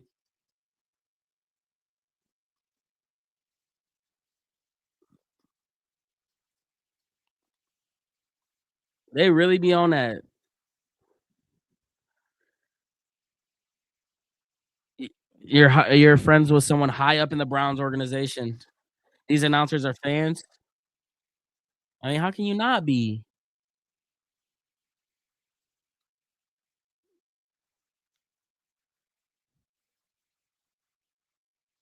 Starting to think Myles Garrett getting the record wasn't in the script for the year. This is where that betting stuff, man, like, the betting has ruined sports, man. It low key has, like, you know how many people probably had the over on Myles Garrett to get a sack today? Do you know how many people probably had the over on Kendrick Bourne to get 9 yards? Do you know how many people have money on these incentive games? Like, this is all part of Vegas, bro. And it's just so and what makes it what's crazy is like it's always been this way. It literally before betting was even a thing, like back when bookies was there, like this has always been a thing. But now that it's in our face and we know that they're a part of it, it just seems like it's so unreal. When in reality, nothing's different. Nothing at all is different. It has always been this way. We are just now fully more aware of it. That's the crazy part in my eyes. So I think the NFL now, like, obviously we're still watching, but like they have to do a better job of telling the story. Like the story, it feels like now if you're a wrestling fan, I may ruffle some feathers with this, but I'm a guy who grew up in the Attitude Era. It reminds me of when the WWF converted to the WWE. Like it was the WWF when you had bookies and and you could hit people hard and like that era of football. And then once it became the WWE, the game got softer. Money came into play. Now outcomes are heavily swayed. We're more aware of it. We are aware that there's storylines. We're aware of how things should go. Like it literally just feels like they got to do a better job writing scripts now because we are aware of you writing the scripts. You got to do better. Under center is Shador. They get a motion Corley. They go play action rollout. Looking, still looking. Has the flat route. Canala gets drilled. Oh no, that was Brendan. No, who was that? Oh, that was Brendan Bates. Can we get the script for the Browns finally win one soon? Yeah, I wish. Appreciate the rising key, BDs. Thank you, Mathis, for the bolts and the live and the hand hearts and the roses. Bucky and UK and Kenneth. Thank you guys for the gifts. Damn, I'm a little behind on that. 2nd and 4 under center. They go handoff on the left side, cuts it back up to the middle. He has a little bit of a hole, and that's going to be a first down. I think that was Dylan Sampson. It was Dylan Sampson. That was his best gain of the day. And I'm wondering why, like, we're not seeing Dylan Sampson in the passing game. Like, where's the checkdowns to Sampson? Where are the screen plays? Where are the little hitch routes? Like, when Sampson catches that ball and he can put that first move on a defender, it usually turns into positive plays. And we know he can catch the ball. Where are the rhythm plays at? Under center, they bring Whitehurst out of the slot into the backfield, back to the slot. Ball at the 20-yard line. They go handoff on the right side to Sampson. Sampson looking for an opportunity on the outside. He has it up the sideline, and he might hit the first down there, a healthy gain of 10. So back-to-back rushes for Dylan Sampson. Back-to-back first downs. Move the chains. Okay. Let's see if they decide to run one more play. Will that be the last play of this drive? Browns having a little bit of momentum going to go into this fourth quarter, 17-12. And it does look like they are going to wind this down to the end of the third quarter. So not a bad game here, boys.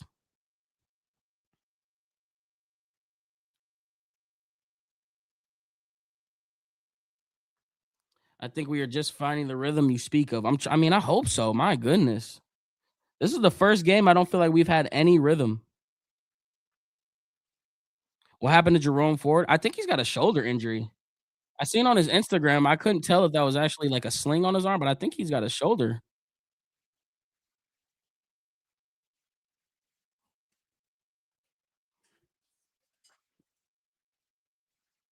Yeah, I'm a fan of the Samson and Jug uh duo. We mad if Miles doesn't get the record since the team is gonna win. I think it sucks if the team does win and he doesn't get the record. But like I think the better script is this. Like I think a better script, if I was writing the script, Miles misses it, right? Miles gets a half a sack this game. There'll be all of this stuff, da da da da. Then the Browns attack the offense. They know Miles Garrett's holding them hostage at the throat with another year of I'll ask for a trade if you guys do what you did this year. And then Miles comes out next year and repeats it. And this time in a winning season effort. It would be better if Miles came out again and we looked up and he had 13 sacks in a 6-game stretch and we're winning. Like that would be the better script, honestly. So if it meant not getting the sack record this year, just for him to get it next year with us winning, sign me up. Sign me up.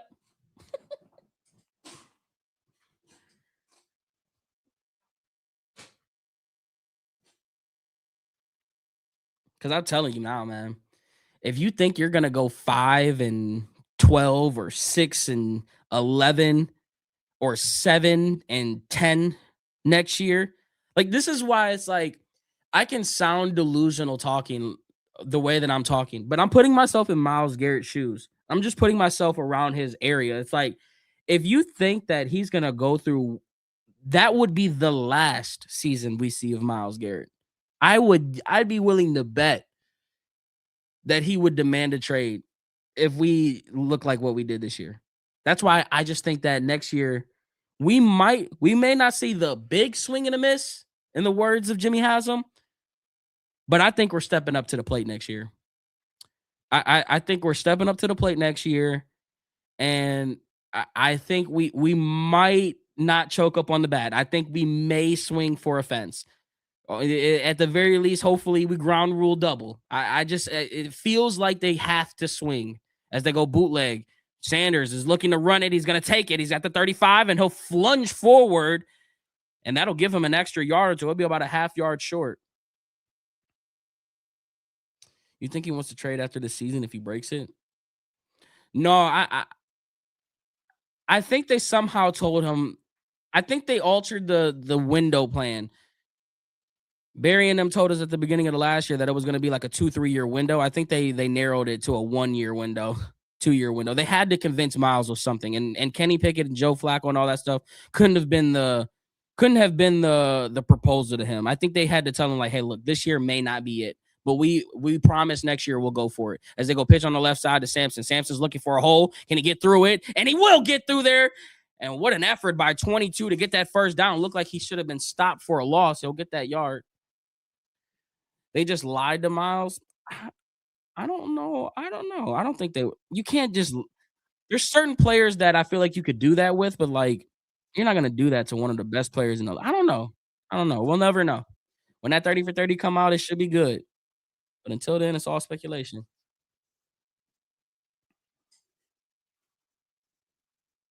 1st and 10,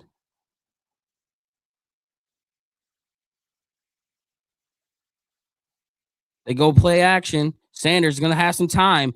He's gonna throw middle. He got hit as he threw it. Pass was intended for Jerry Jeudy.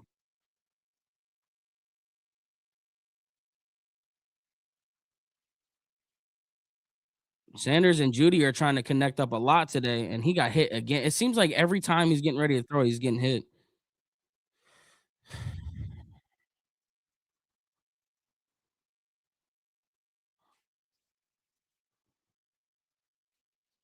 And Luke Whippler's injured, so our backup center is now down, which is great because we be down to our third center. And they got Zach Zint. Is that Zach Zinter? Is Zach Zinter about to be our center?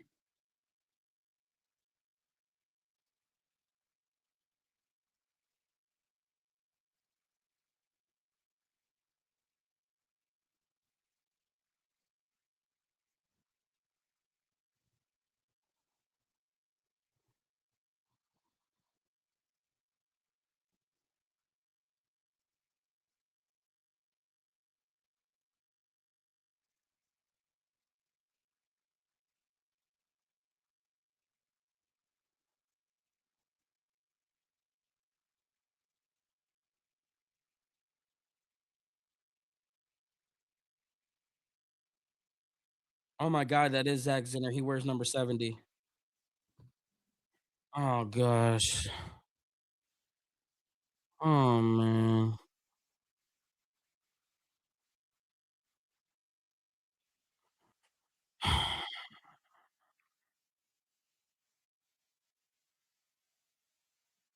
They should have just benched everybody today. I'm gonna be honest with you. We should have saw Bailey Zappi. We should have saw Sam Canella. We should have saw Damon G. Giuseppe. We should have saw John Kelly. We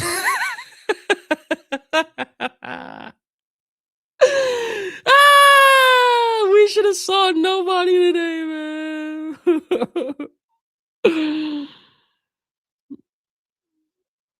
Travis Hunter commercial. Damn, I just missed it thinking about all of the crap we should have saw today.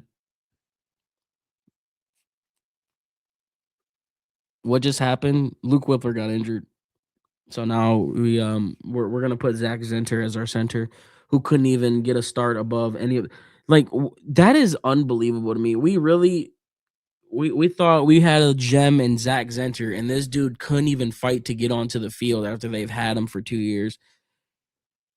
And our line is so bad. Like, imagine being our line being so bad and you still don't get the starting job.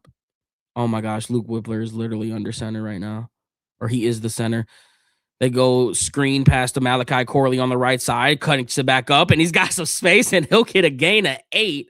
And Malachi Corley has he had a negative play in a Cleveland Browns uniform? I'm not being sarcastic. I'm trying to think. Have we seen him touch the ball and it turn into a negative play? I think every time he's touched it, he's gotten positive yards. 3rd and goal. 3rd and 2. Oh my gosh, our first shotgun play of the game for Zach Zinter at center. 3rd and 2. Good snap.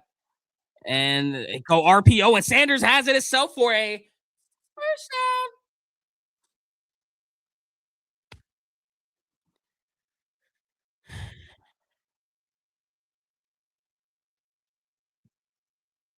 It's a nice little RPO there. Or read option, I mean, sorry. Is Zach Zinter gonna be our guy? 2 snaps looking good. He's definitely a specimen. He looks huge at the center position, that's for sure. Like, look at how big pause. Look at him though. He looks huge. 1st and 10. They go hand off to Corley. They go reverse to Isaiah Bond. He cuts it back up in the middle looking for space, and he gets about a 4-yard gain. Okay, maybe Zach Zenner just needed a little shift. Let's see something else. Let's see, run it right up a gap. Run it right up his back. Let's see what he can do. Let's see him run it right up his back. Put Rocket Sanders in there and let it run right up the A gap.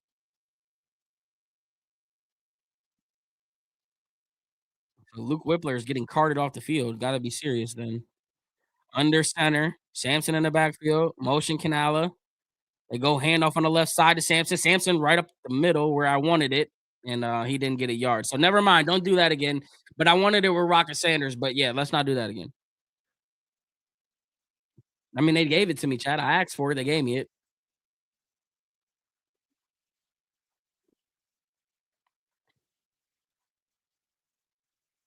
3rd and 5. Sanders is 4 of 5 on 3rd downs with 2 first downs. Trips up at the top. Whitehurst at the bottom. I think that's Williams in the backfield. Drops back, looking. Oh my gosh, free better. He got that came right up the middle. That came right up the middle? Was deflected. Shamar Stewart gets the tip.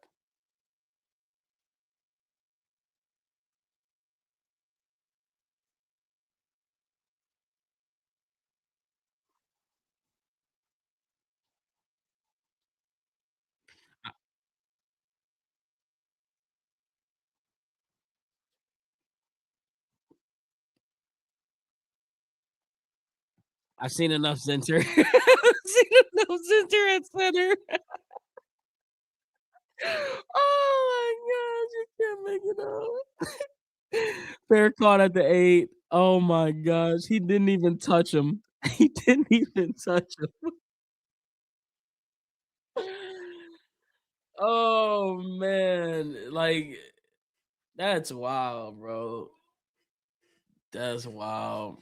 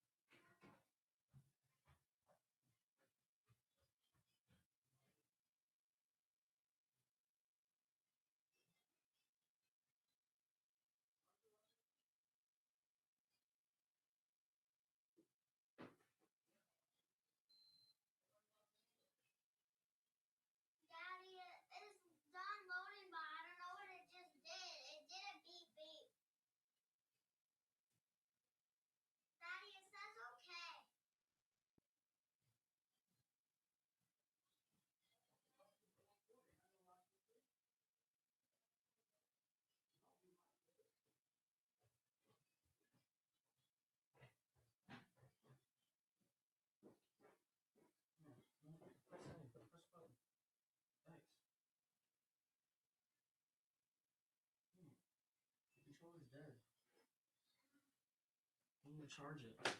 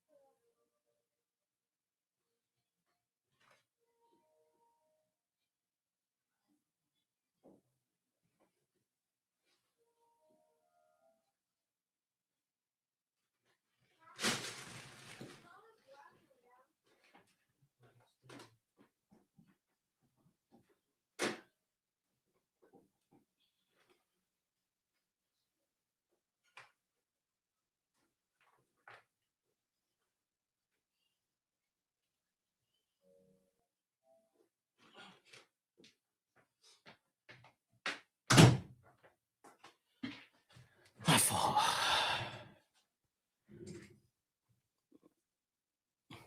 My daughter wanted to play some Roblox on the PlayStation, so I had to get that set up.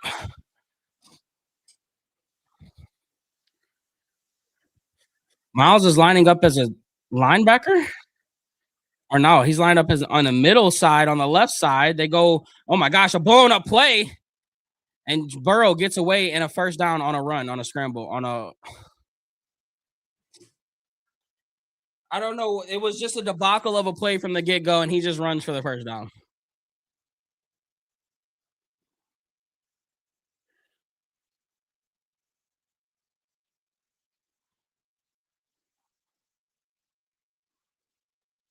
First and 10, 9:20 to go in this fourth quarter. Miles does not have much time left to get this sack. He's going to have to get it now. Well, not now, but soon. Shotgun set, two receivers up at the top. Burrow's going to go play action, drops back, steps up in the takes check down to Chase Brown. Can he make a man miss? Oh my gosh, he runs into a crash course collision. That's Jerome Baker who's going to get the tackle. He'll get about 7 yards there. Did I get Arc yet? I did not. I was just asking my daughter today if she wants to learn how to play Arc Raiders. I was like, you want to learn how to play a game? I haven't played it yet. And she's like, I don't know, maybe. So I think I might try to learn it with my daughter, and we're gonna stream it. Second and four, 17 to 12. Receivers down up at the bottom. They go play at handoff up the middle, and Chase Brown wide open hole for a first down. He'll get about 6 or 7 yards. Arc is kind of fun. I've been hearing that it's fun. When you hear streamers, when you hear streamers say they haven't had that much fun since Fortnite and they haven't felt that addiction, that's the only time I try the games. Like when people said it about Marvel Rivals, I tried it, they were right. So I usually listen to the big time streamers who get like Tfue. If you bring Tfue out of retirement, the game's got to be good. Burrow drops back, quick throw to the right side, caught by T. Higgins, and that's going to be a gain of about 6. The second I saw Tfue come out and talk about it, I'm like, oh, this game got to be crazy then. Too much racist comments. That's what any game. I grew up in the era where Xbox 360 party chats, nothing can be worse than Xbox 360 party chats in 2008, 2009. I grew up in that era. Second and 2 shotgun for Burrow. Burrow's going to drop back. Pocket collapsing. Quick throw underneath. He's caught by Yosava. And he'll have the first down. You played it every game since it came out? Damn, Sandy. How long has it been out? Oh, so it's a brand new game. It's not a game that was resurrected.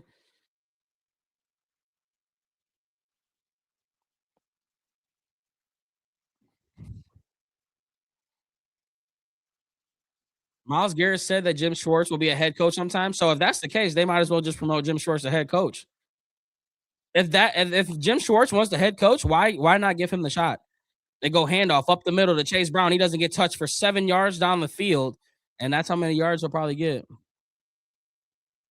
Those party chats gave you thick skin. No, facts.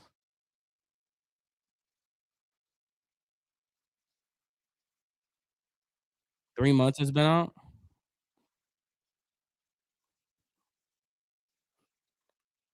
Some guys are meant to be coordinators, but not head coaches.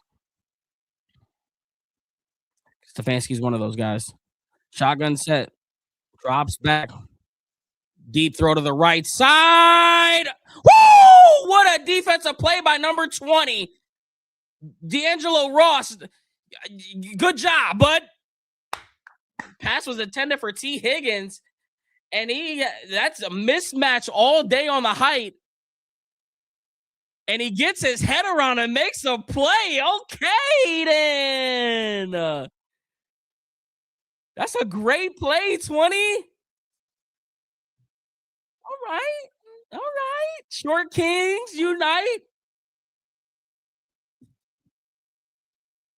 3rd and 3. Two receivers up at the top, one up at the bottom. They show blitz. They send an extra guy. Miles came out. Oh my gosh, and he's got underneath throw to Gasecki, and I thought Miles was gonna have the sack there. He was lined up as a middle linebacker coming through on a blitz, and he got through, and Joe Burrow just gets it off. Oh my gosh. Goosebumps arose instantly. Are the Bears playing right now? Or do they play at 4? I'm curious to know if Caleb Williams is going to throw for 270 or not. Shotgun set, two receivers up on the bottom, one at the top. Burrow drop, Miles gets off the edge. Ah! History's made! Myles Garrett gets the sack! And everybody should be giving a standing applause to Myles Garrett. He shot off the edge like a bullet, and he comes up with the record-setting sack. Raise the freaking banner.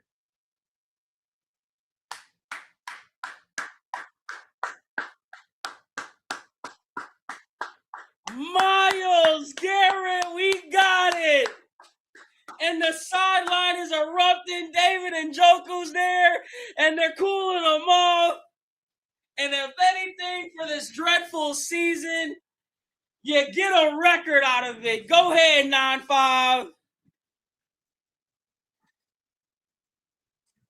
He got it. We need the clip. He got it, chat. Shotgun set for Burrow. Drops back.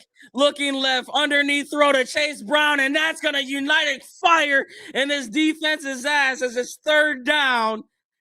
As the flash over to Miles' mom and dad, handshakes and hugs all around. Miles destroyed Orlando Brown off to the edge, and they knew it the second he got it. Shelby Harrison praise and everybody else on that defense. Myles Garrett, what a season, brother, man.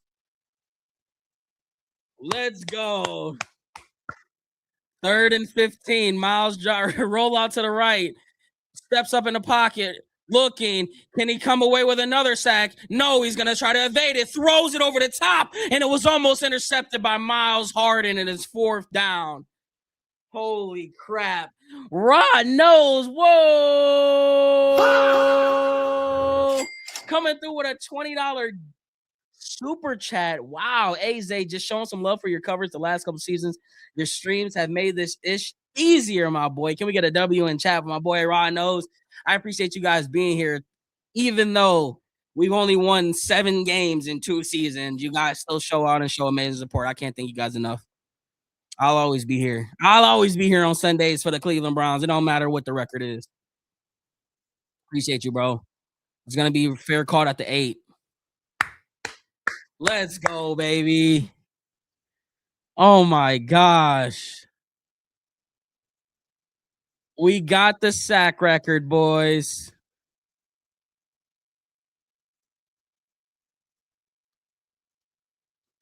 I mean,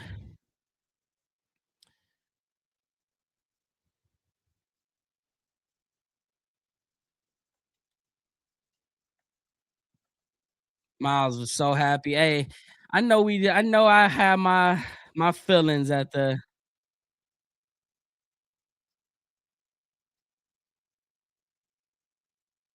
hold on, chat. Chat, is there another clip of this? Can anyone tag me a clip on Twitter? I'm not oh wait, I got it. I got it. I got it. I got it.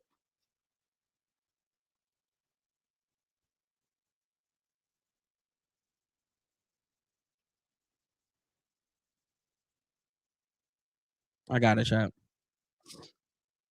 We're gonna have another Favre situation the way Burrow dropped. No, that was a legitimate Miles destroyed his assignment, and Joe Burrow had nothing to do there. That wasn't a Brett Favre. That was Miles destroying his assignment.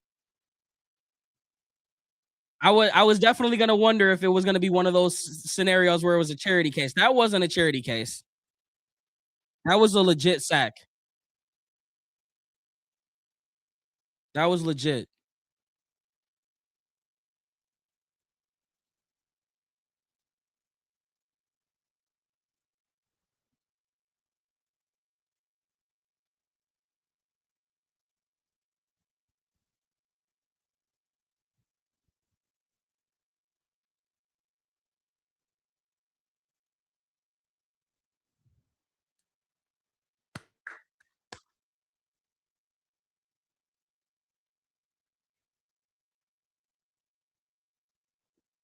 Trying to get this clip uploaded real quick, guys.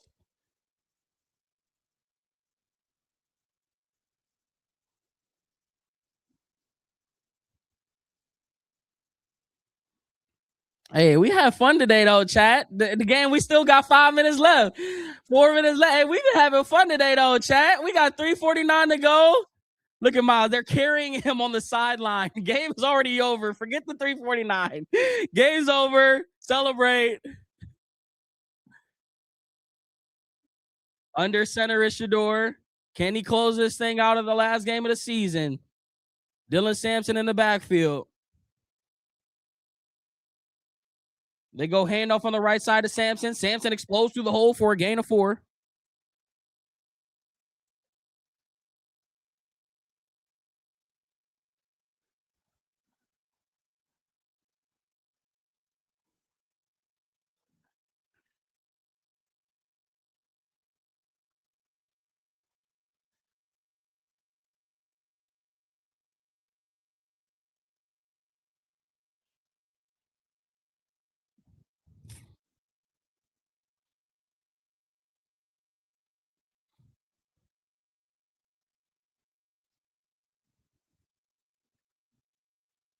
Under center is Shador. They go play action, looking downfield, steps up in the pocket, and then he gets out of a sack, but he runs into another one. There was nowhere to go.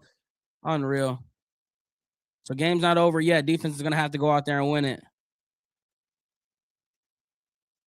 Unbelievable. 5 sacks on the day. What's it like over there on the sideline? Jubilant.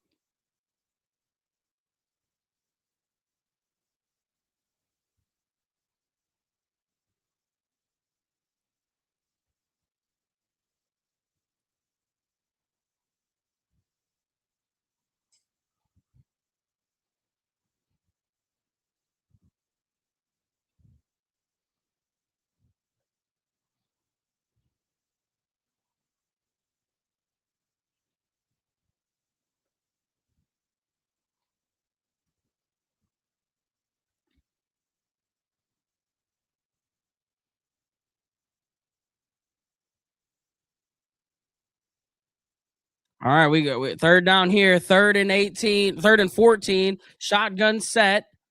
They're going to motion in Williams a little bit closer. Sanders is going to drop back. He's going to roll out to the right, looking downfield. What's he going to do? Pump fake it. He runs it, tucks the ball, sheds off a guy, and he gets a little extra help. Oh, my gosh. That was so beautiful. He won't get it. And after 72 has done nothing but give up sacks, he tried to give Sanders a little extra jolt and pull him to the first down marker, and he couldn't get there. He's just short. Wow, that was fun. That was cute. That was cute. That was definitely cute.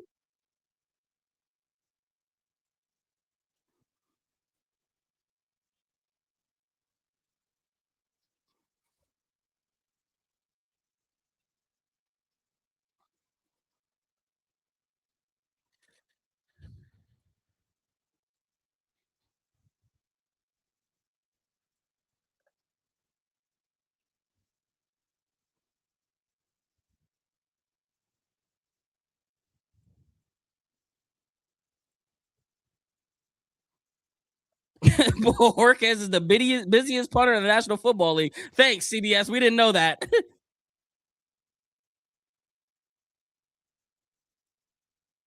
It's going to be caught at the 35 and he gets tackled at the 38. All right, defense got to make a stop here. Can Miles get number 2 on the day? Can I hurry up and get this damn clip edited so we can lock in for the last part of the game? My goodness, what's going on? Where's my editing sequence at? Hello? What is going on? Oh, they're messing with me, chat. Oh, they don't want me to be great. Yeah, they're tripping. Hello?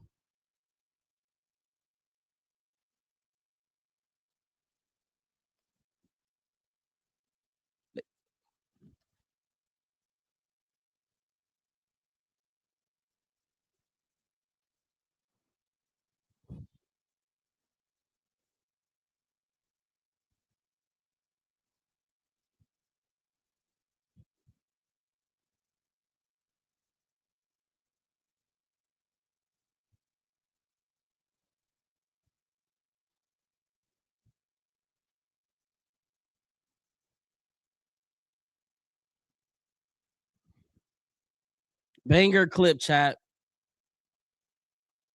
Go blow this thing up after I comment. You were here for history.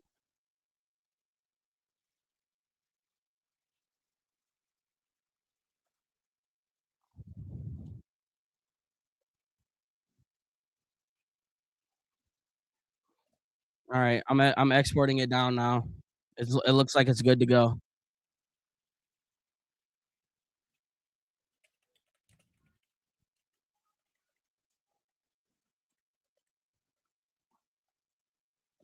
But he took 17 games to get it. Shut the fuck up.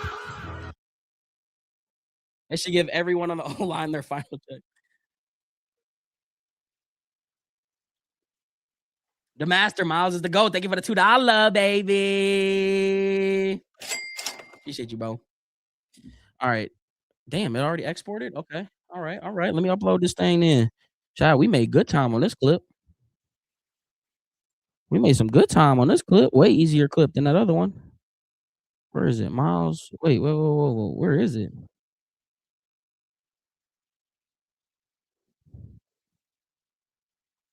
Oh, I think it. Wait, where's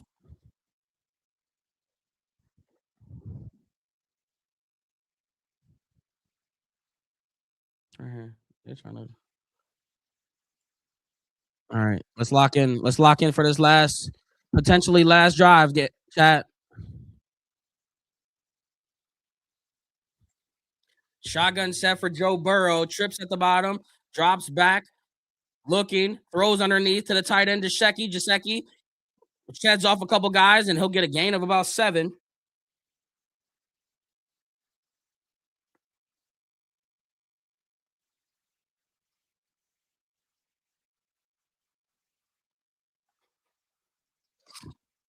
Shotgun set for Joe Burrow. 2nd and 2. Drops back, looking right, quick throw towards the sideline, back shoulder throw, and it's dropped. T. Higgins had it in his bucket, and number 20 again with the coverage. He dropped it, though. Let's not be crazy. Ross on the coverage.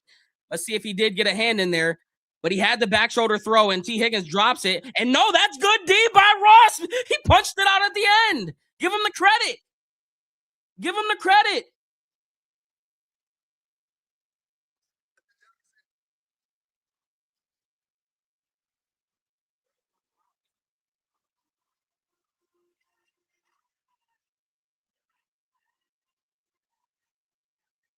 Shotgun set for Burrow. Burrow's going to drop back, looking right. Throws right towards the sideline. Caught. Who is that? That's Jamar Chase at the 42-yard line. And the defense, you still, game ain't over. Come on now. What are we doing?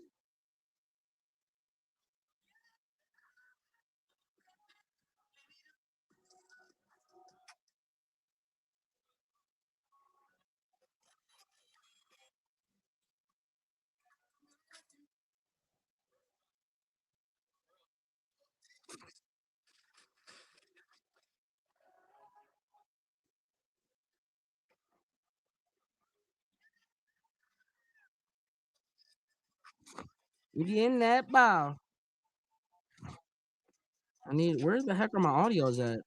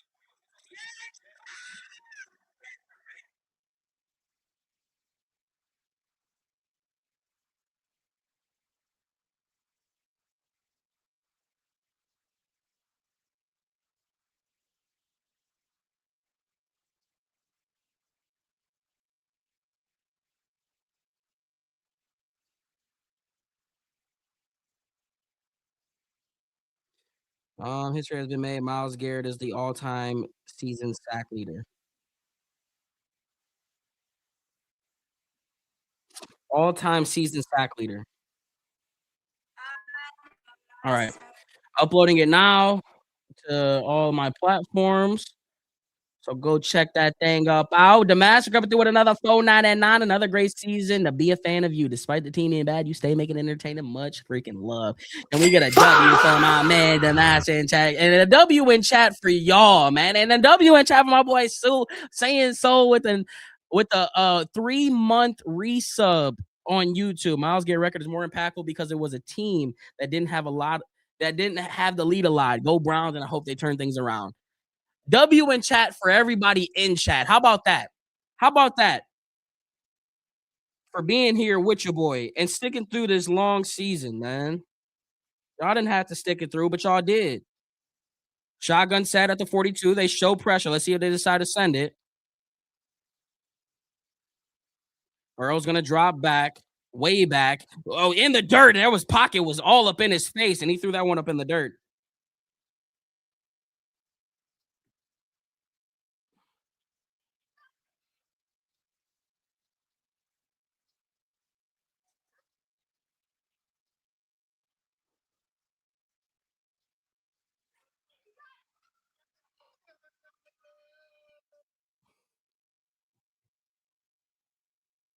Second and 10, 157 to go in the fourth quarter. Defense can have a huge stop here. They get a stop here. This is the game, boys. Second and 10. Drops back, looking right, sideline throw. Oh my gosh. T. Higgins said, guess what, 20? I'm not dropping this one. So give me 50. Push-ups. Went right back to him. That's such a mismatch. It's literally like a 1.5 difference in height. And Burrow just goes straight to the back shoulder to T. Higgins, and he made sure to come down with that one.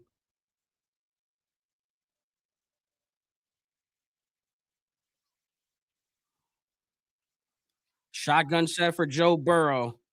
Chase up at the top of the screen now. He's matched up against number 20. Burrow's going to draw back. He's looking his way. He's going his way, and it's caught his way. He's at the 10, 5. He's at the 4, and that's where to stop. Oh, my gosh. They're picking on him now. They're picking on him now. They said 27. No, we found another matchup. We got all excited for the damn record. We forgot to lock in. We got so excited for the record that we forgot to lock in. Miles, you want to make this record? You want to make this record even better? You get a strip sack right here and end the game. You want to be that dog? You get a strip sack right here because you know they're going to the end zone. You know they're going to the end zone. They're going straight to Jamar Chase fade route or straight to the T. Higgins fade route or back of the end zone, Yosava. You know, or Jaceki in the flat. Somewhere there. Just don't let him do Chase Brown up the middle. Oh my gosh. Ain't no way they gonna lose this after they just celebrated like they won.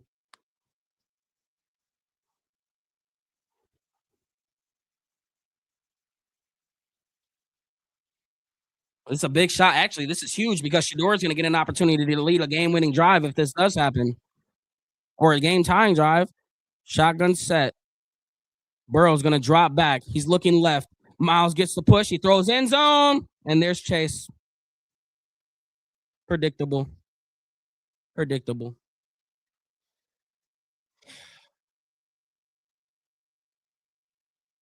Predictable.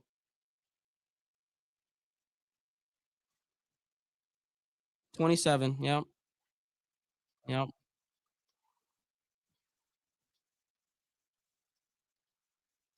Denzel Ward getting injured was when did he even go down, bro?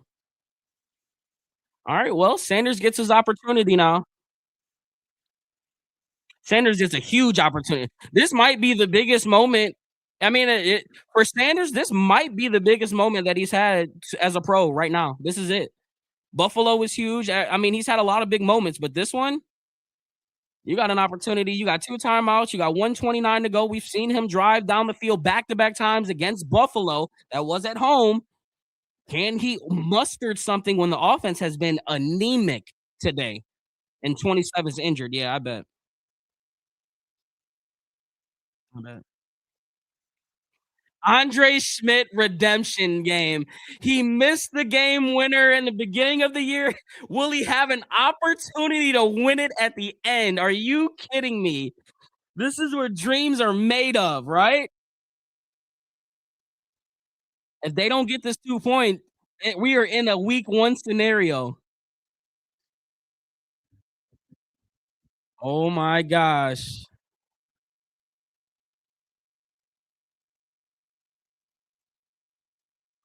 Burrow drops back, looking, throws it, and it's complete. Andre Schmidt redemption.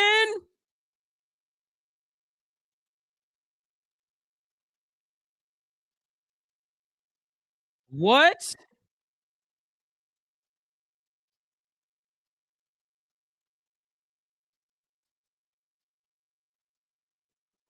How do you smell Schmidt? Where's Schmidt? Did somebody just typed it, right? Can somebody type Schmidt? Is it SMYZT?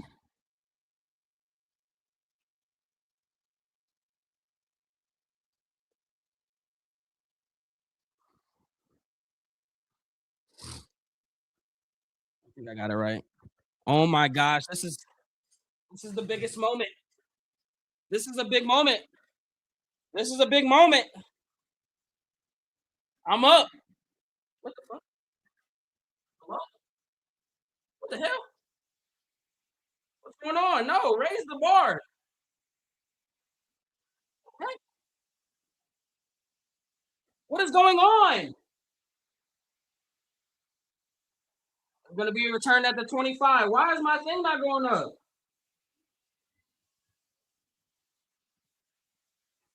What is going on?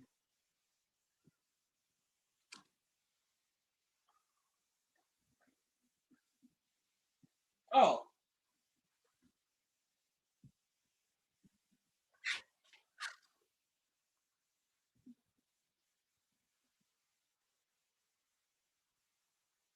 hello?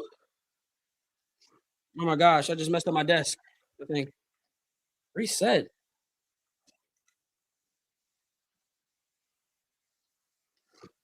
Oh my gosh. Sanders drops back while looking left in the dirt.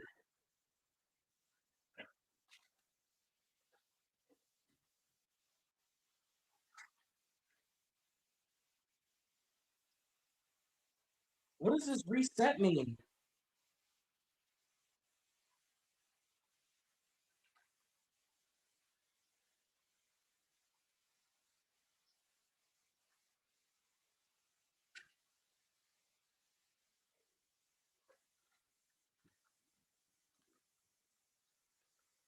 I messed up my damn thing. Sanders drops back, steps up, sack. Unbelievable. I'm over here trying to fiddle with my damn desk.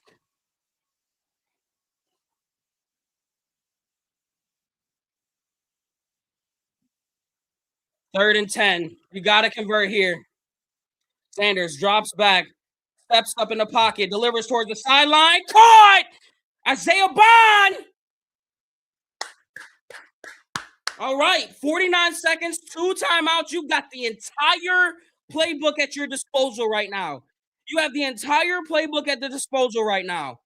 Middle of the field is your best friend. Attack it. Attack it.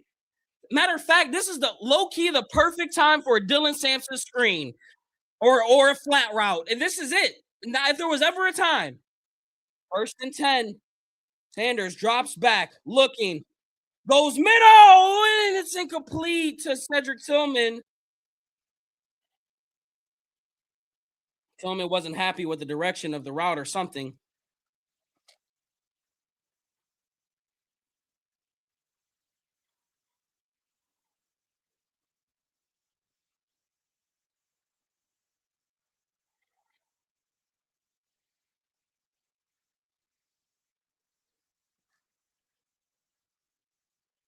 Second and 10. 2 receivers at the bottom, 1 up at the top. Sanders is going to drop back. He takes the flat route to Dylan Sampson. I love it. He's got a little bit of space, and he'll get the first maybe, and he runs out. So is he going to get the first, or are they going to mark him just a yard short? You son of a gun. Yeah, there's still a lot of time left. 39 seconds, still have 2 timeouts.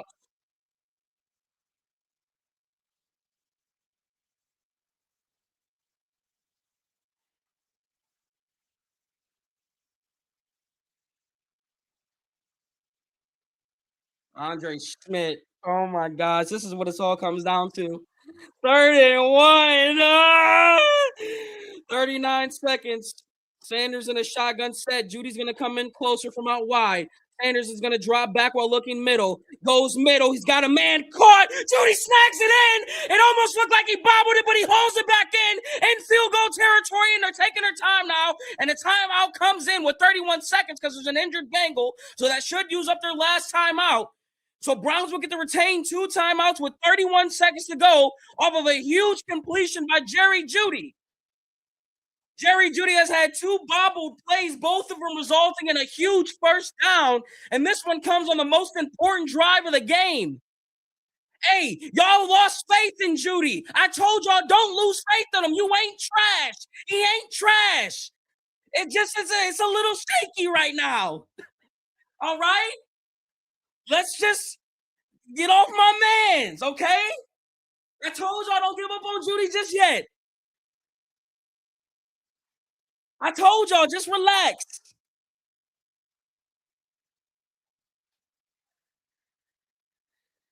The fact that it comes down to what week 1 came down to, facts, right? That's your wide receiver too. Yeah, we can agree with that. We can agree with that.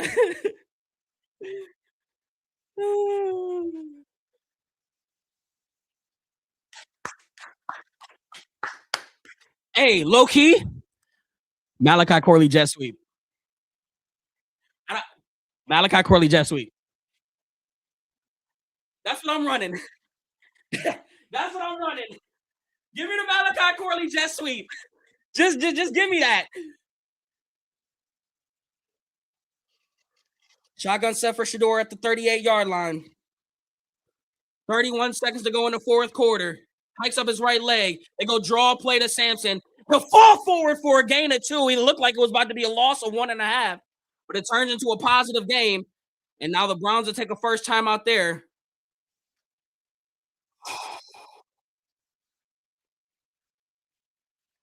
At the beginning of the year, there were missed field goals from both teams to set up a wonky score. You had a rookie who was going through a death in the family, and one of the most hurtful deaths that you can go through, and losing your mother against you. You had an opportunity to win the game, and you missed it against the same team that you were going to have an opportunity to redeem yourself with. Talk about a full circle moment for number 25. As I imagine it's weighing heavily on his mind right now. And you want to talk about Vegas script writers, you can't write a script any more script-like than this one. 2nd and 8. 2 receivers at the bottom of the screen. 4 play clock. Shotgun set. Sanders is going to drop back while looking right. He's going for the end zone. Isaiah, oh my God. He had him, and he just couldn't complete it. That one wasn't on my script card, and Isaiah Bond almost came right underneath it. Oh my gosh, that would have blew my top off. I love the attitude. You know, like bump it. So this should be a run here, and it's gonna be at the foot of Andre Schmidt. Hold on to that ball, Petey. Hold on to that ball, Petey. Hold on to that ball, Petey, and get a yard or two. I just need a yard or two, Samson. And go handoff to him up the middle. He'll get more than a yard or two. He'll get 5, and we're at the 32. Andre Schmidt. Andre Schmidt. Andre Schmidt. Andre Schmidt. Andre Schmidt. 17 weeks ago, this same exact moment, he blew it for us. Can he redeem himself? Oh my gosh, there will be no icing of the kicker as they have no timeouts left. On the left hash, 49 yards, no wind. Andre Schmidt for the legacy.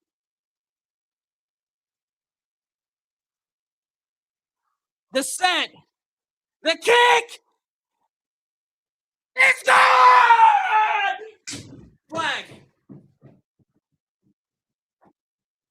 What's the flag?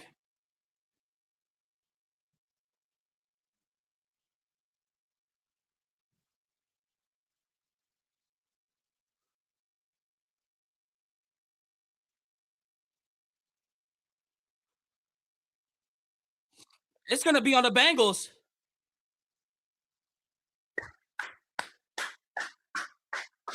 There's no foul on the play.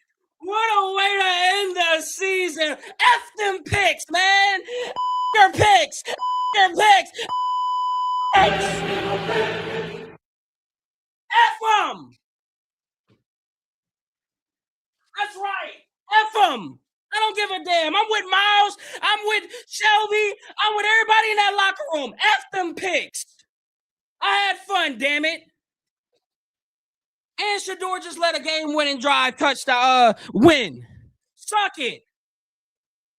F them picks.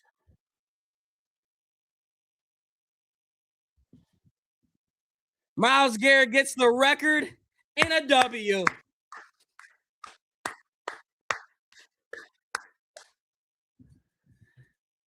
Wow.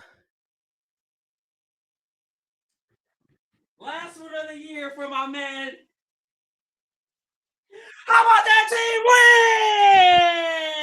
win? Wait, hold on. Hold on.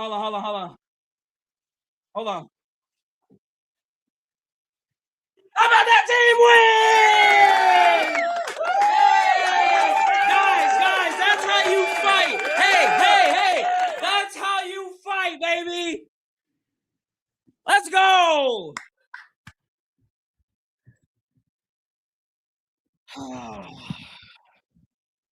That was fun. I'm happy we won that game. F them picks.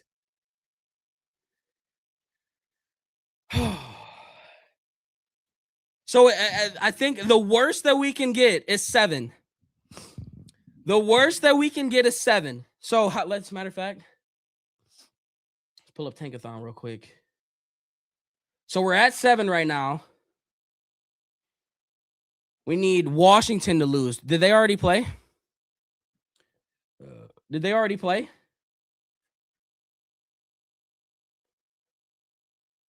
Let's No, they play at 425, and they're playing the Eagles. So we need them to lose, and we'll take the 6th spot, which is prime wide receiver picking. It don't get no better spot than to be at this spot right here than to take that receiver. Was this the script all along? Can we go get our franchise receiver? Please. Can you go get one, man? And don't let him be 5'10". Don't let him be 5'11". I want to see 6 something. 6 something. Please. Please. That's all I'm asking for. That's all I'm asking for. Oh, Megan, I missed your $5 for what? For what you doing? For you doing what you doing? Miles doing the damn thing. I don't know how I missed that, Megan, but thank you for the $5 super chat. Hey, man, do we have fun today, Chad? Does this save Kevin's job? No. Let's not get a hold of ourselves. You know what would have been funny? They were trying to spin that narrative. A week ago, they were trying to spin that narrative. When we beat the Steelers, where it was like, how about getting that win for the coach and da da da da da, and not one player had it came out of their mouth that, yeah, we were doing this for coach. You know what they said? They said they were doing that for their teammates. Like, I'm trying to think back. I wish I could give specific examples, but like, if you've watched football enough, you know what I'm about to say is facts. When you've seen coaches or when you've seen players play for coaches, I'm trying to think, was that the Jets the one year? Was it the Falcons the one year? It was either the Jets, the Falcons, or somebody else that had a really bad record. And at the end of the year, the players were on record talking about how they wanted to get that win for the coach. And they were telling you that they wanted that they were playing for the coach. You weren't hearing that from the players. You were hearing, we doing it for our brothers in the locker room next to each other that we playing with. Like, oh yeah, it was the Raiders. I think it was the Raiders. I think it was for Antonio Pierce. And who was before him? Who fired him? It wasn't for Pierce. It was for the coach that they fired, I think. Wasn't it? They also did it for Coughlin and the Giants before he got rid of. They won a couple games at the end of the year for him. Like, I just don't think they not saying that they weren't playing for the coach, but I think you would know if they were truly playing for Kevin Stefanski. They were playing for their teammates, their brothers. That's what they called it, their brothers. So does this save Kevin's job? Nah. If I look at this as like a thank you, Kevin, for literally being the best. Like, this is where I want people to understand. Like, I know because I've been on record so much with the whole Kevin Stefanski and wanting him fired and all of this stuff. Like, people just think that I don't like Kevin Stefanski and I don't understand the situation at hand. I want people to understand that Kevin Stefanski, it's not even a question that he's been the best coach that we've had in however long that you want to go back.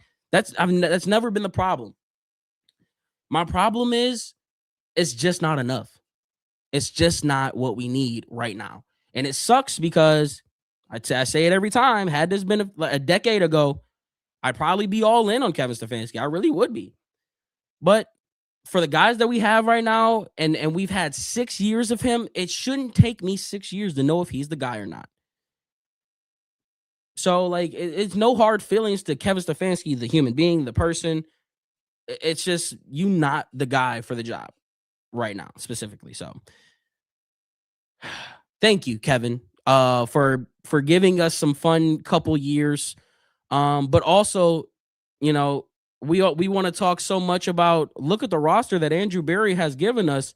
Well, these guys got handed a cornerstone. These guys got handed franchise players, and they did nothing with them. They did nothing with Jarvis Landry. They did nothing with Odell Beckham. They did nothing with Nick Chubb. They did nothing with David Njoku in the beginning. They did nothing with Joe Patonio and Wyatt Teller. They did nothing with Denzel Ward. They did nothing with Grant Delpit. Like, you were handed these players, and you did nothing with them.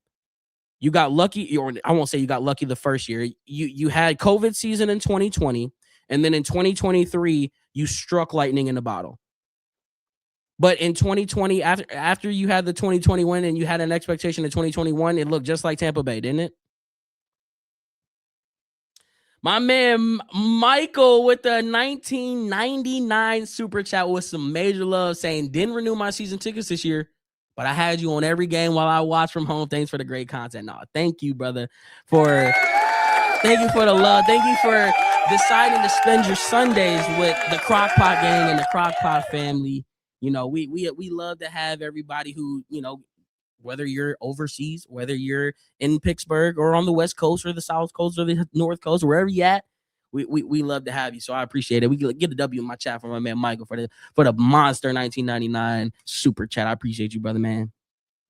I appreciate you, brother, man. Not OBJ. OBJ was we should have been in the AFC Championship with that roster. We should have been. Great content. All 17 games with you and the TV. Let's go. I appreciate that, man. I appreciate that. You guys make Sundays worth watching. And now this is I literally, I hate that I say this every year, but this is the year now because I can invest in real content this year. My house, I got 3 days before I'm out of the clear, but my old house should be sold by the 7th. And once that happens, the level up truly should start 2026. So like, this is what I'm saying. If you're on TikTok, you're gonna want to come into YouTube. You're gonna want to go over to YouTube. I've got some things planned for YouTube. I've got some content ideas for YouTube. I actually have this one series that I want to do next football season, that I think would be kind of entertaining and kind of fun. We will be streaming playoff games. Depending on what's going on tonight, the Steelers are at 8:30 tonight, right? Let me just double check that. The Steelers are at 8:30 tonight, right, chat? 8:20. I really kind of want to stream that game. I won't make any promises on that, but starting next week, we got wild card on Saturday. First game is at 4:30. I'm more than likely gonna be streaming both of those games. So 4:30 right into the 8:00 game. Unless we get AFC North in the first window. And then that Sunday we'll have wild card as well, 4:30 and 8. And then we got the Monday night game. So we'll have pretty much 3 days of football streams. And then the 17th we'll have the divisional round along with the 18th. That's at 4:30 and 8, and then 3 and 6:30. And then the divisional or the conference championships the week after that on the 25th. So we're going to finish out January strong with the football streams. And then probably the week of the 12th, maybe. If not the 12th, if not January, the beginning of February, we will start Cav streams. So we'll be streaming the Cavaliers as well. And then off-season content. I'm not really fully sure what we're going to do for the off-season content, but like I said, I do have some ideas and I will be able to invest in some stuff. I kind of want to travel and do some stuff like that. So shout out my boy Lucas coming through with the $5. I don't know how to feel. I hate the idea of another coach, but it felt so bad under him. I get it. It's like that. You know what Kevin Stefanski's situation is? Kevin Stefanski reminds me of that meme where the little girl has that doll and she's right in the face with God. And he's like, trust me, I have something bigger and better for you. Like, we're so like Kevin Stefanski is this doll that we've had for the past 5-6 years. And it's got broken eyes. It's got a sewn on arm back. It's dirty. It's got that washed smell that you've washed it a bunch of times. And we love this thing because he was so good to us. But there's something better on the other side. There's something that could be bigger on the other side if we just let this keepsake go. So I get it. I understand it fully. Oh, let me catch up on the TikTok gifts. You guys were sending hella gifts. Trey Brooks. Jay, Infrared Vibes, Big Slim, Bozo, Kenneth, UK, Bucky, Patrick, BDS, Jack's Backup, Mathis, BDS again, Bill, Jay, Brownie, Sean, Mike, I Jokes a Lot, Juice World, Tezzy the Plumber. Thank you guys for the gifts on TikTok. Am I sticking around for the pressers? Duh. We've stuck around for all of the loser presser conferences. You thought I was you think we not gonna stick around for the last one? Come on, man. You know better than that. You know we sticking for these press conferences.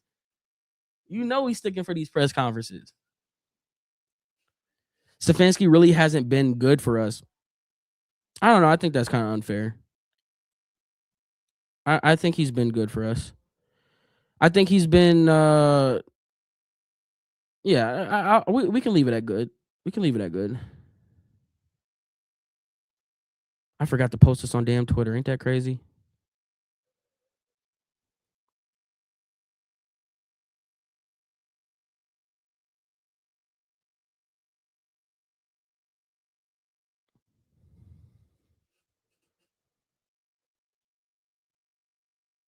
No, he hasn't been this year though. Yeah, I think he's been good for us, but his time is up. No, that's the perfect way to put it. Everybody was bashing on Sanders, but Sanders led a game-winning drive. I don't see anybody talking about Sanders now. Ain't that crazy? Isn't that crazy how when Sanders is doing bad, you see so many people in the chat talking about Sanders, and then the second he does something good, they just magically disappear. It's like gnats. One night, and then you wake up and it's like, where the hell did all the gnats go? That they died. They only last a day. They only last a series or two. It's like, bro just led a game-winning field goal drive, and I haven't seen one person say anything about Sanders. It's kind of wild. But that's neither here nor there. They're undercover fans, that's why. You think so? I mean, I don't doubt you. He didn't play well today. That's the thing. He didn't play well today. But guess what? He played well when it mattered most. And that's what good football teams do. Good football teams find a win. And isn't that weird? Think about this for a second. All year, we've found ways to lose. And the last 2 weeks of the season, when there's smoke around the fact that Kevin Stefanski's probably out, we've found ways to win. But not at the hands of our offense, the hands of our defense. Coincidence? I don't know.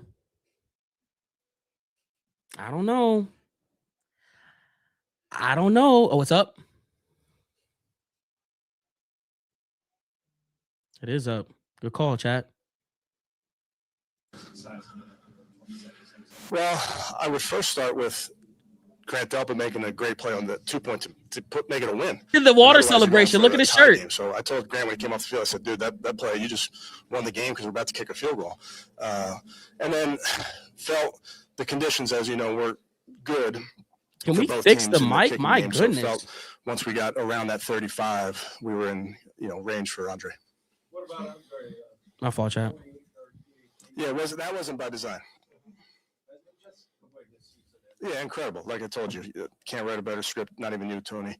And just proud of him for game one against that same team to then bounce back and be so good for this football team. And I don't think that was a banger, coach. Anybody on that sideline had any doubt in their mind that ball was going through the uprights. That's just who the kid is. That's a banger, coach. I give you that one. Not even you, Tony. Halftime, I said that's why it's a 60-minute football game. We get to play 30 more minutes, and we were not perfect on offense by any stretch of the imagination, but came through when we had to come through. Needed to go on a drive there to get in field goal range, made some plays. Again, just a bunch of fighters on that team.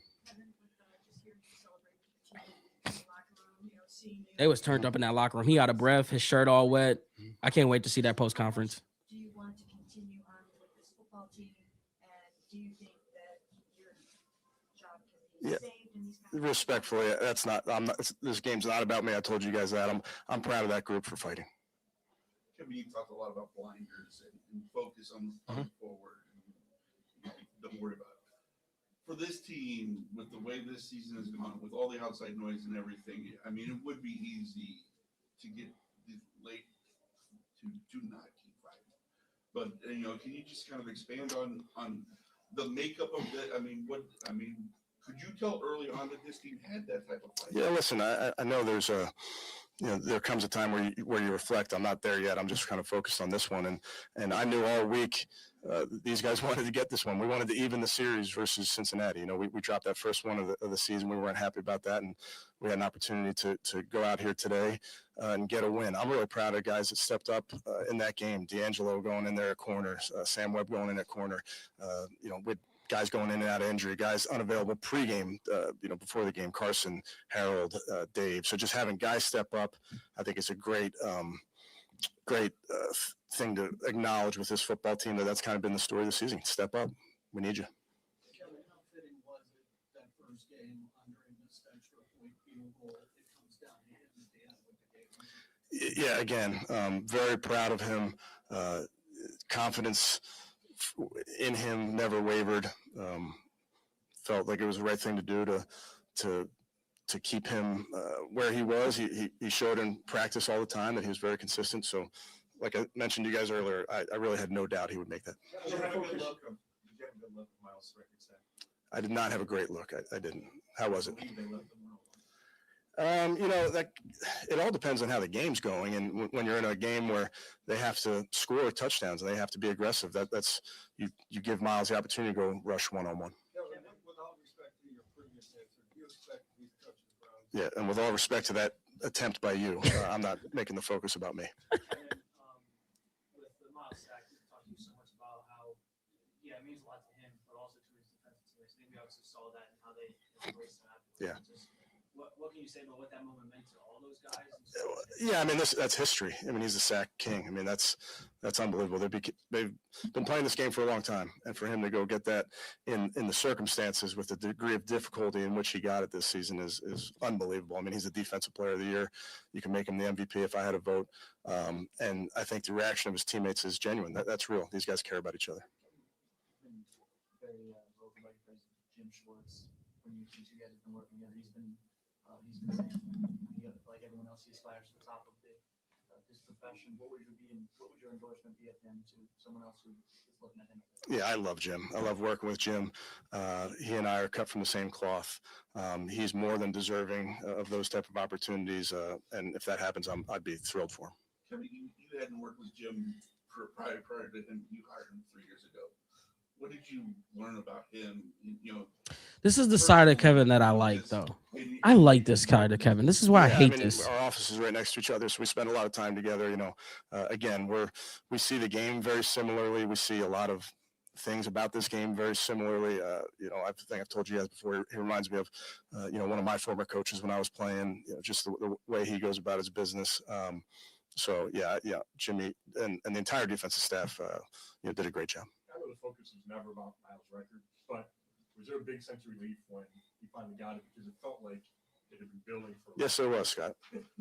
About 3 weeks worth. Kevin on fire today with the comments. What are the things that you're most proud of? Yeah, listen, I'm sure you guys will. You can look at all of it and you can analyze it, but we had to finish strong. We had 2 opportunities in these last 2 weeks against division opponents, and we got those wins. That's what I'm proud of. Kevin, I know about you, so you don't want to make this about you, but with all the speculation swirling, how do you expect to spend the next 12 hours or so? Respectfully, I'm not worried about that. I'm worried about right now. Yeah, I'm going to spend the next 30 minutes celebrating with this team. Good. Okay, thank you guys. Appreciate it. Did he just tell us without telling us? Why 30 minutes? Excuse me, coach? Why 30 minutes? Very precise number there. Why 30 minutes, coach? Okay. They definitely have. I can't wait to see the presser or the post game thing, because they had to have done the water thing where they jumped up and it was hyped up and stuff like that. They had to have. Yeah, it is kind of crazy that they didn't mention the rookie leading a game-winning drive. Like that is low key wild. Like we didn't get one mention of your rookie quarterback putting up a stinker for 3 quarters. He put up a stinker. Like we calling a spade for a guy who stunk up the first 3 quarters, the first 4 quarters and 14 or 13 and a half minutes. And then to come out and deliver a strike on 3rd down, 3rd and 10 at that, and then to deliver another strike to Jerry Jeudy, a guy he's trusted all day. Like, damn, you could have at least said, damn, good job for, leading a game-winning drive. But, it is what it is.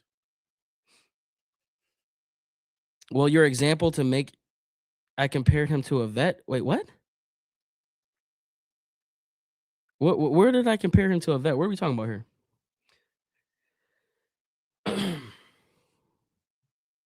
Shador was Shaduki most of the game. You need Jeudy gone, 68 gone, and Stefanski gone. Damn, y'all still on Jeudy, huh? Y'all really don't want Jerry Jeudy as a wide receiver too?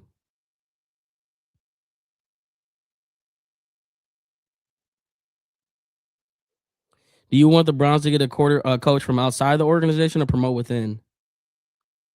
I think if Jim Schwartz is going to get nods towards a head coaching job, he needs to be the first interview and the last interview. I think you do whatever, unless you got plans on bringing Brian Flores in. Jim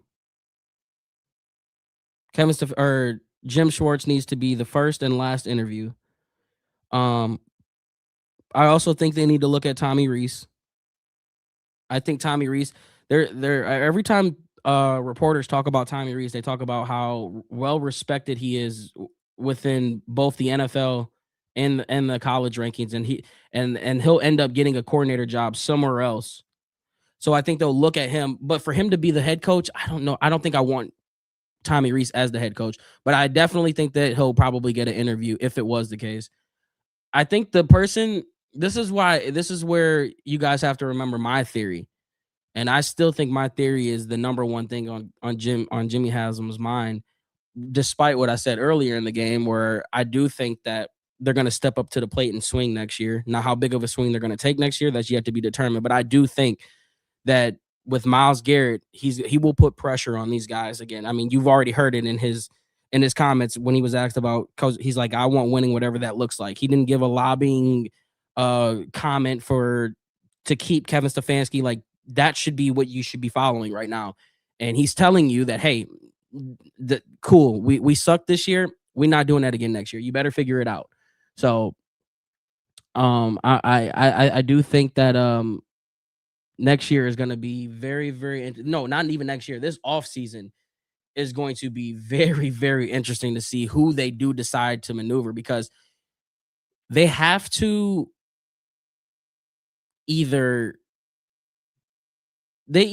to be the puppet. They either have to be the better puppet than what Kevin Stefanski was in order to make it to Brook Park, or they have to know that they're going to be the fall guy. Or there's 3 ways. They have to be that puppet. The first one I told you, they have to know that they're going to be the fall guy before Brook Park, or they exceed the expectations and they make it to where it's no question that he's making it into Brook Park.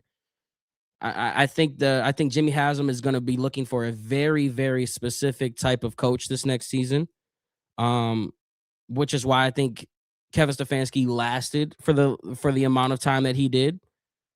So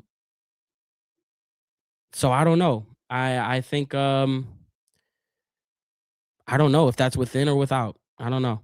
But it's definitely going to be a very specific type of coach that needs to come in. And the reason why I think McCartney is a very, very, very interesting candidate, for the sole reason he's dealt with an owner like Jimmy Haslam. You deal with Jerry Jones, you know what type of ball game you're playing. So, and I think Jimmy Haslam is a better owner than Jerry Jones. So I think Mike McCarthy is a guy that knows how to walk the dotted line while also walking his line, if that makes sense. Now, am I saying that I want him as my coach? No, that's not what I'm saying. But I'm saying that he's an interesting candidate because he's already been in a system where an owner is in the hands like that. Jason Garrett, isn't he a better coordinator? You hear the Browns are moments away from firing. That would be crazy, right? Well, he said 30 minutes.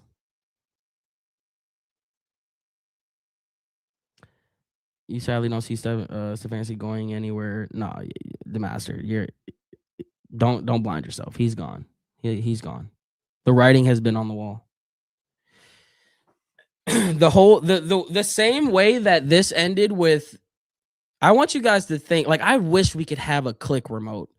You know the movie Adam Sandler Click, where he has the remote, you can go back in time and you can watch specific moments. I wish I could take that remote and put all of Browns fans back to that 2020 offseason or that 2021 offseason. So you guys can remember what that offseason was like, what the ending of that offseason was like, the strife between Baker Mayfield and teammates, the comments from Myles Garrett on Baker Mayfield and how that was fractured. It's almost identical. It's almost identical to the Baker Mayfield situation with how Kevin Stefanski is right now. It's almost identical.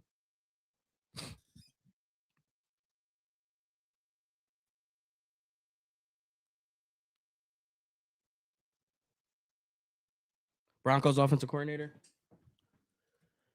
Where's Shador at? Or where's Miles at?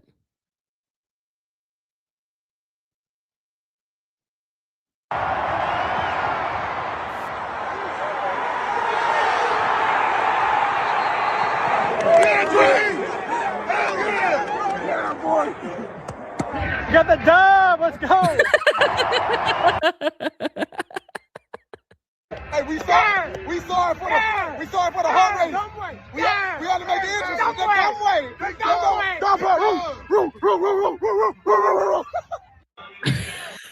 Bro, Dylan Sampson is a treasure, bro. Dylan Sampson is a treasure. We need more Dylan Sampson. I'm not gonna lie to you. We need more Dylan Sampson on social media. Where the 12 interview? I don't know where the 12 interview at. I'm low key.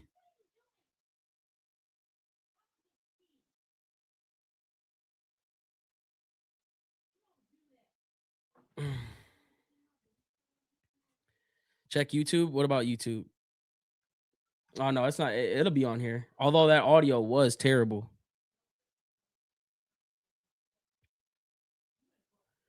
Zay, could Gruden coach Cleveland next year? You know why I would love Gruden? Because it's on YouTube. Are you guys serious? Are they playing with us right now?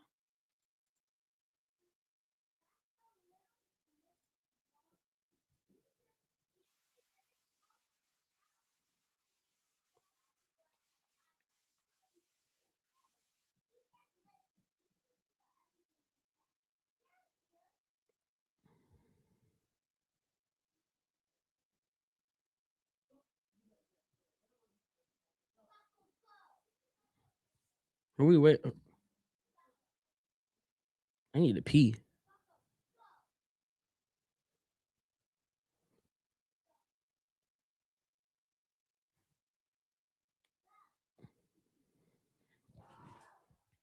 I need to pee, man.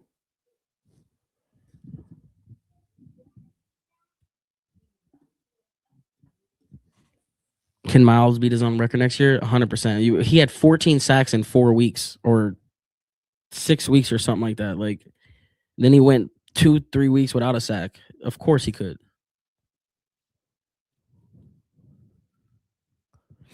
Oh, why do I love Gruden to be our next coach? Because he's Cleveland bred.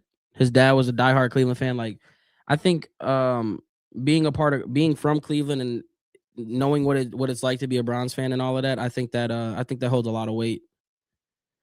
I think that it would mean something.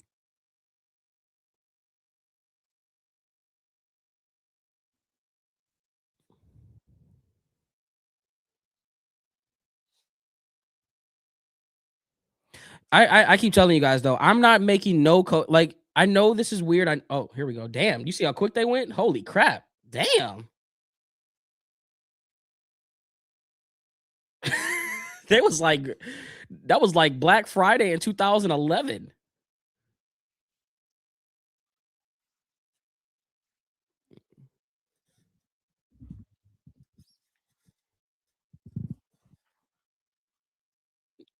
Just win.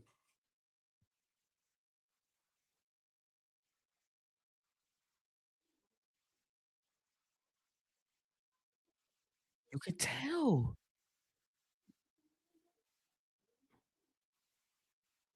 You could tell. I told y'all, chat. I told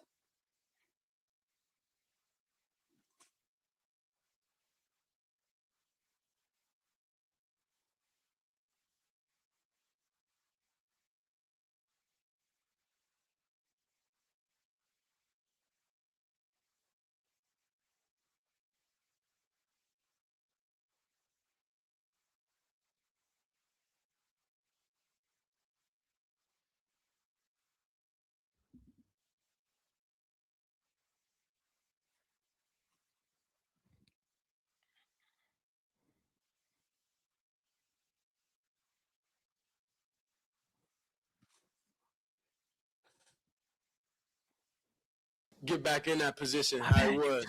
You know, I knew the whole time he was gonna be able to make it. So I think there was a bunch of different battles. You know, overall we won today, and it started up here, started mentally. I told y'all there was something off. I told y'all, chat. I literally said, I'm like, something don't seem right. I wonder what it was. I wonder what he was going through. You can see it though.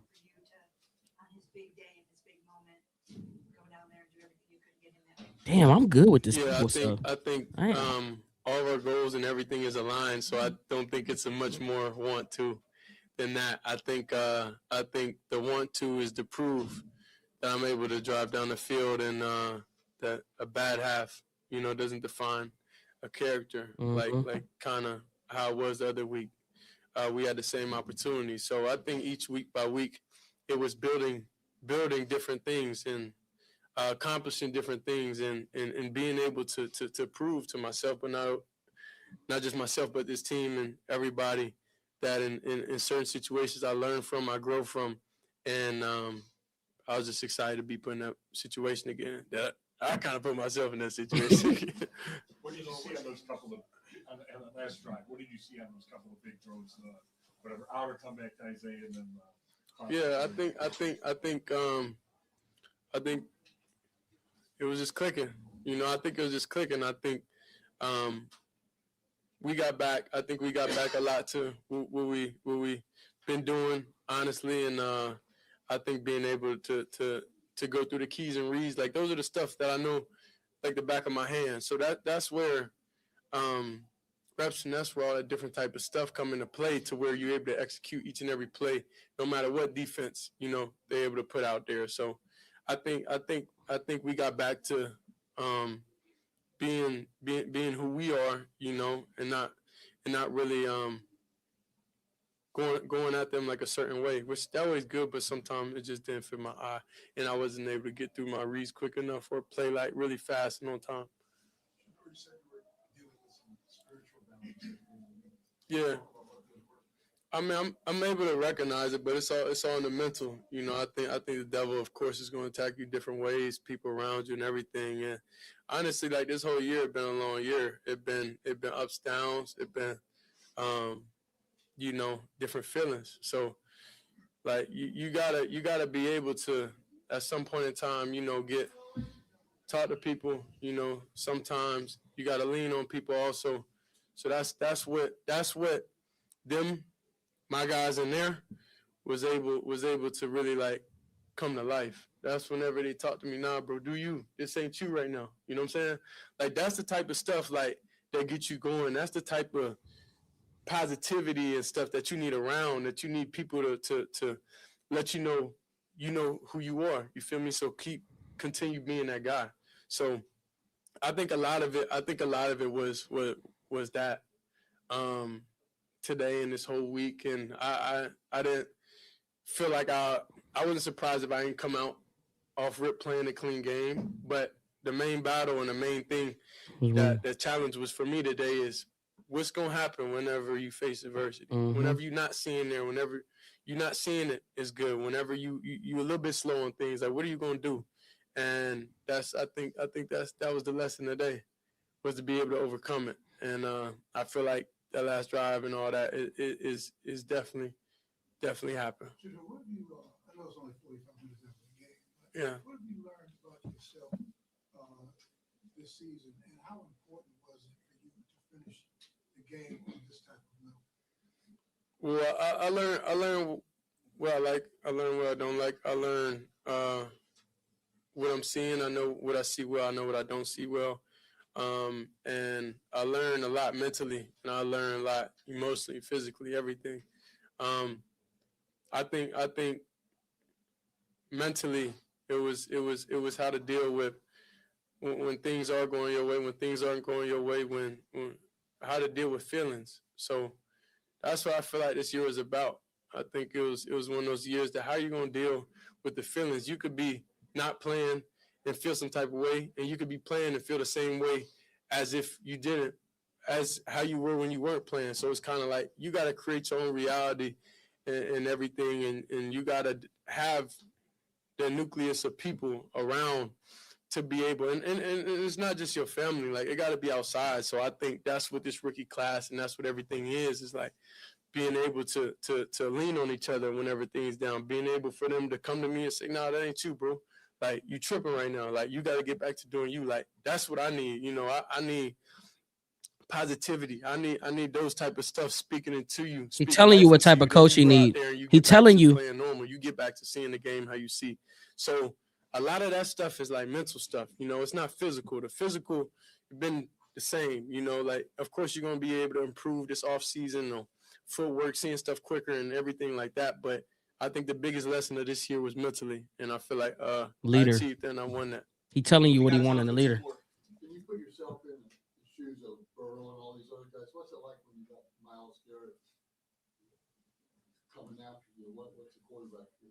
Well, I don't know. I know in practice when we go situations, I'm aware of them overly. So I can't put myself in anybody else's shoes that I can't relate to or feel, you know. You go Scott and then obviously there's a lot of speculation about Kevin's future. How nice is it to finish the season with the win for him? I think just Coach Kev, he been real tough. He been tough, you know, and it's good. I think I grew and I learned a lot from him. I think this week we had a conversation just about things, you know what I'm saying, just about things in general. And I feel like, you know, we grew to understand each other. You know, we share different things, you know, that we both will go through, you know. So I think I know he wanted this win, and I know he wants every win, but I know this one means a lot.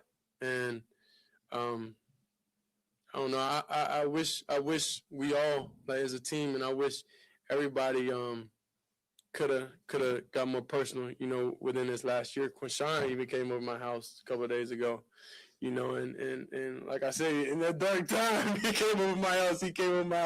And just talking like, bro, like speaking life into me, and that's what I needed. And I'm truly thankful for him, and his presence definitely is missed. Sugar, you don't often hear a celebration like what we just heard, you know, through this door with you guys. What is going on? With all the cheering and yelling and the water bottles and all that kind of stuff. What does it mean, and what does it say about this football team that you guys are celebrating a moment like that? Yeah. I think that we got each other's back. I think without the defense, we wasn't going to be able to do anything. And I think without us as an offense being able to drive down the field, they did everything they could do. So that wasn't really going to be able to win the game. So I think the tough battle of us just leaning on each other, depending on each other, like in those key moments. So it's like that's how you build trust. That's how you build. Prime wasn't there today, was he? You go in those key moments, you able to rise to the occasion, no matter if we had failure before. So, like, no, it was no doubt in my mind that he was going to make that field goal. Like, I knew 10 out of 10 he was going to make it, because of his trials and everything he went through at the beginning of the year, So I think that's, even in that instance, that's where me and him connected, like how you deal with certain stuff. And then being able to talk to him, being able to be that source for him, and then him go on and have the successful season that he had, I think it was truly amazing. So, I mean, of course, that's the story. That's how I go, and I'm thankful, it ended like that at all costs. Thank you. Now I gotta go see my brother Shiloh.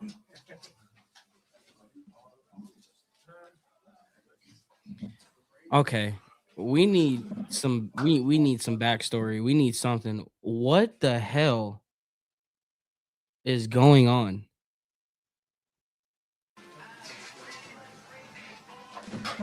You got that Kanye? To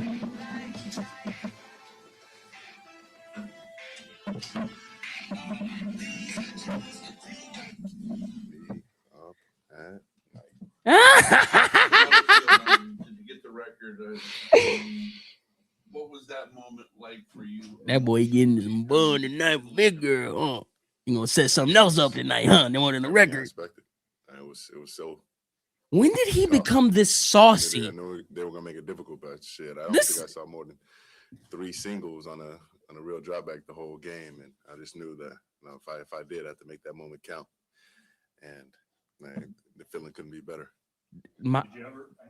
Miles went and got him some. Did you ever start to wonder about it? When he was only Miles went and got his hand in the cookie jar, and he got a whole new level up. I think I said it earlier about how I didn't get this dude. So I was like, well, shit, like we gotta deny fate, whatever The it is, Aura we gotta make Farm. it happen. And I just went into it and still had the utmost confidence in myself and my preparation and in my guys, man. I couldn't do it without them. They were supporting me, trying to find ways to free me up, get the chips off me, get the doubles off, and eventually, we just made it happen as we have all year. What did it feel like when your teammates put you up on their shoulders and David's putting a fake crown on you, and just what was this whole celebration like? It was special. I've given everything to them. They give my very best every day, and I'm so grateful. I truly believe that. So I'm glad to have them as teammates. It's a like I said, it's a privilege to be with these guys, go to work with these guys, to bleed, to sweat, and to cry with these guys, and it's happening a lot right now. And man, I couldn't imagine doing it with a better group of men. Going in, always, coming in with a great attitude, working hard, and coming with a smile on their faces, and they never too high, never too low. I'm so proud of this group. Miles, in the second half, what was the level of adrenaline and exhaustion that was mixed there for you? I wasn't even thinking about it. Honestly, anytime I thought about thinking, I was tired, or the fatigue setting in, I thought about that dream. I picked my ass up. It was time to go. Miles, I don't think we saw you do your heel until the first drive of the second half. Like, I was at the point where you're an off-ball linebacker, you're a tackle. Just what was maybe the conversations like? I know Jim was probably skewing up some stuff for you to try to get you free. Yeah, I felt like Mike out there. It's like, moving around everywhere, and they were just scheming it up, trying to get the chips and the doubles off me.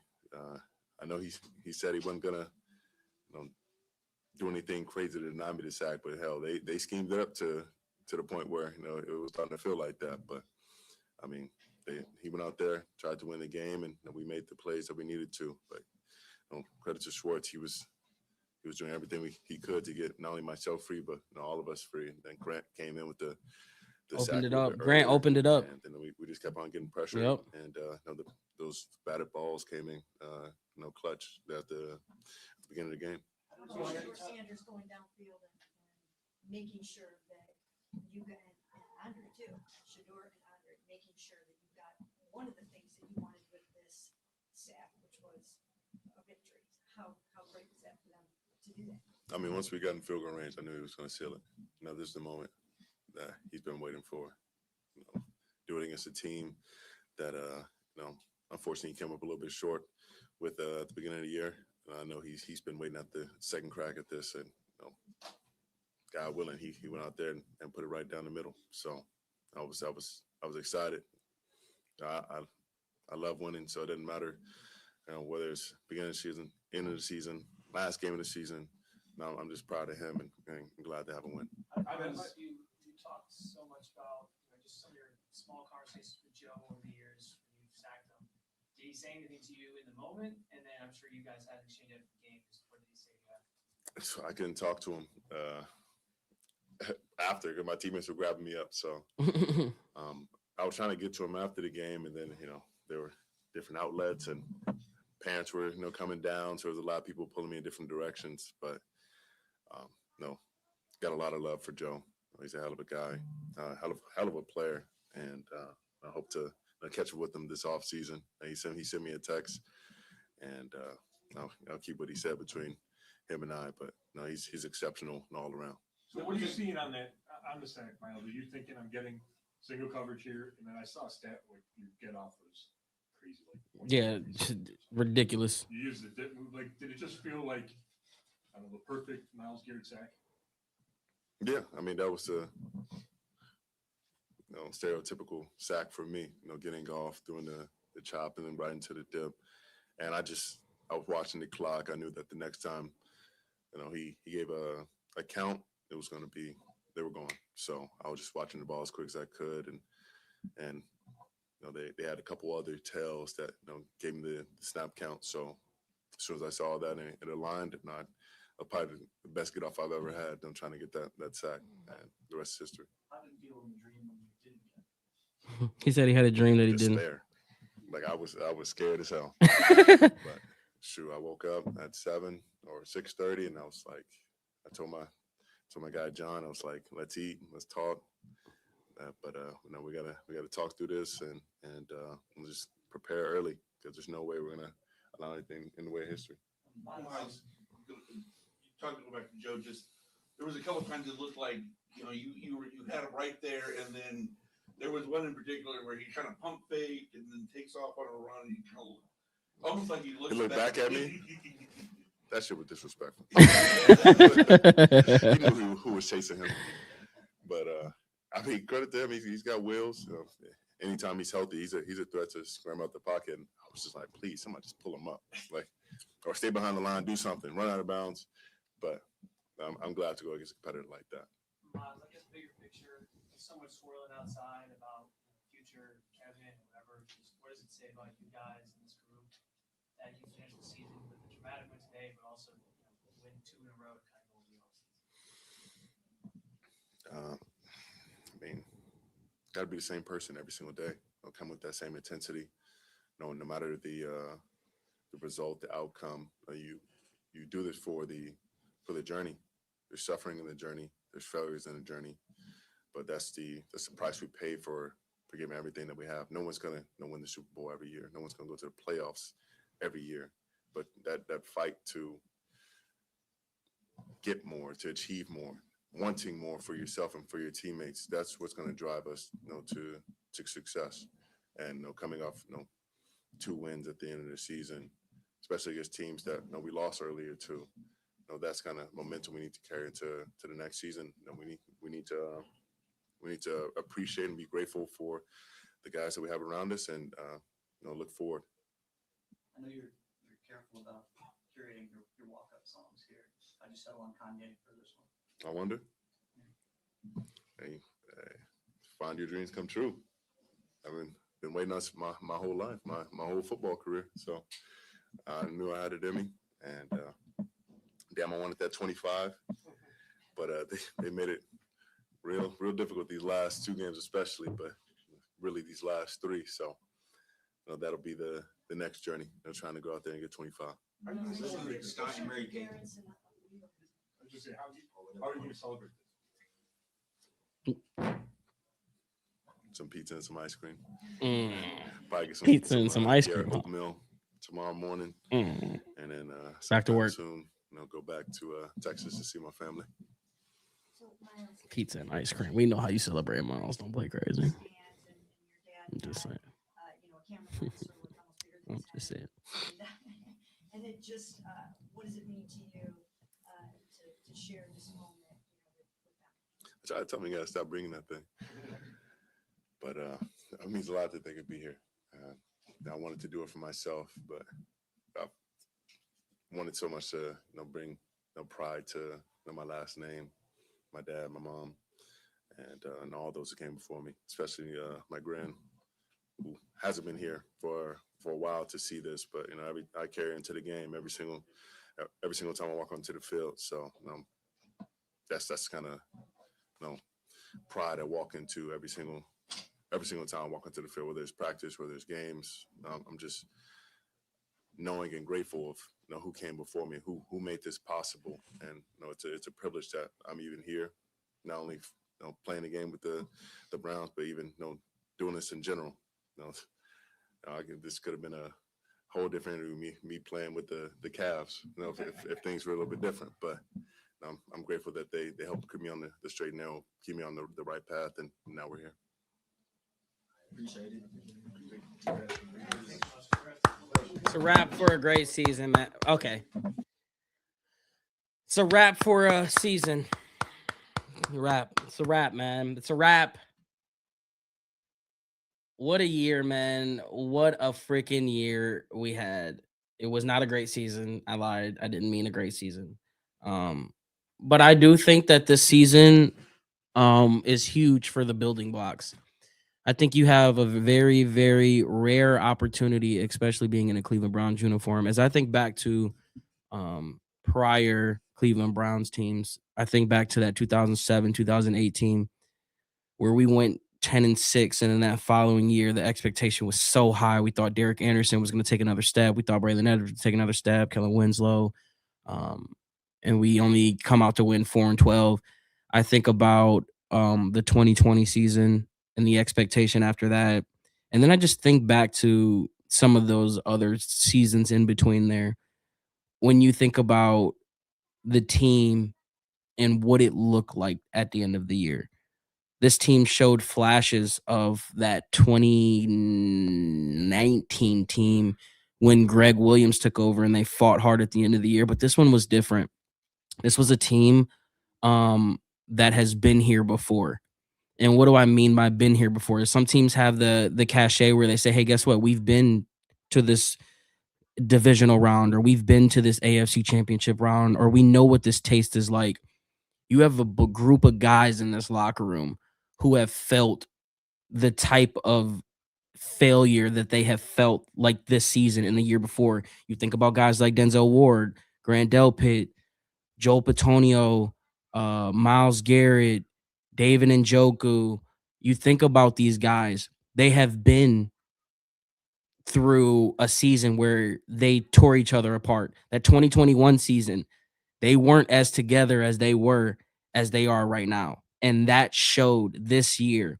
And a reason why it's a blessing in disguise is because usually when you talk about let's just put it in friendship terms. When you look at your best friend, or you look at somebody that you've gone through the mud with over a course of middle school and high school and college, and you look back and be like, man, we've had some great times, but you remember that time when we almost weren't friends and we could have not been friends.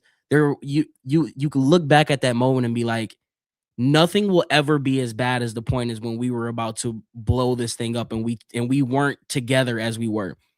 Winning only 5 games and fighting for your brother next to you, the way that they fought, the way that you could see how they were fighting for the player next to them. Like I said, usually you can tell when they're fighting for a coach. These guys were playing for the brothers next to them, and you could clearly see that. They got the misery. They've had a piece of success. You've got to test both sides of the grass. If they can find a leader, I'm telling you, they are primed. No pun intended, but they are primed to really be a force to be reckoned with, because they have been through every scenario that you can imagine. And that is scary and that is dangerous. So, like I said earlier in the stream, Do I think they'll take a big swing and a miss like they did with Deshaun Watson? No. But I do think we're looking at like a Edwin Encarnacion 2-year, $40 million deal where we know this window is about a year or two, and we got to do something to show these fans and people that, hey, we are at least trying. So who's going to be that Edwin Encarnacion, or how that situation is going to be? I don't know. But I'm thinking of it as that scenario. Think about when the Indians were like, damn, if we could just had that hitter, and then they went out and got Edwin Encarnacion, who was basically damn near at his prime or coming down his prime. Like, they took that stab at it. I'm expecting something very, very similar this year in terms of the Cleveland Browns. Because if you don't, Deshaun, or you said Deshaun Watson, Megan got me talking about Deshaun. If you don't, Myles Garrett's going to ask for a trade, and then you're going to have to figure out how you maneuver that. So this is a big. This is big. This is big coming up in this offseason, and I can't wait to see it. How would you feel if Kevin stays? It would be a waste. I'm gonna be honest with you. It would be a waste because the players have already made up their mind. But again, there's only one person I'm consulting with. I'm not consulting with Shador, and usually that's the route you go. You go to the quarterback, and the quarterback is the one that you want to help make your decisions. I'm going to Myles Garrett. Myles Garrett is a once in a generational player. Like, we throw that term around so freely. We talk about all these players being generational. No, Myles Garrett is, quite frankly, literally one of the top 5 players to ever play the game of football. One of the top 7, whatever number you want to put, he's up there at the top. He's one of the best players to ever play the game of football. You would be doing yourself a disservice if you do not have him at the table with you when you go to make these decisions. You need to have Myles heavily involved in the future of this team, at least for the next 4 years. Yeah, at least for the next 4 years. Because he's going to be your ticket to the playoffs. Obviously, you need your head coach and you need your quarterback. I'm not saying that you don't need that. But not everybody has Myles Garrett on their teams.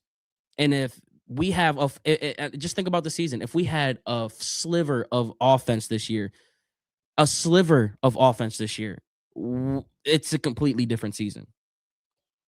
So I need to make sure Myles Garrett is fully in tune with what's going on. I need his thought process on who he thinks can lead these guys over the top.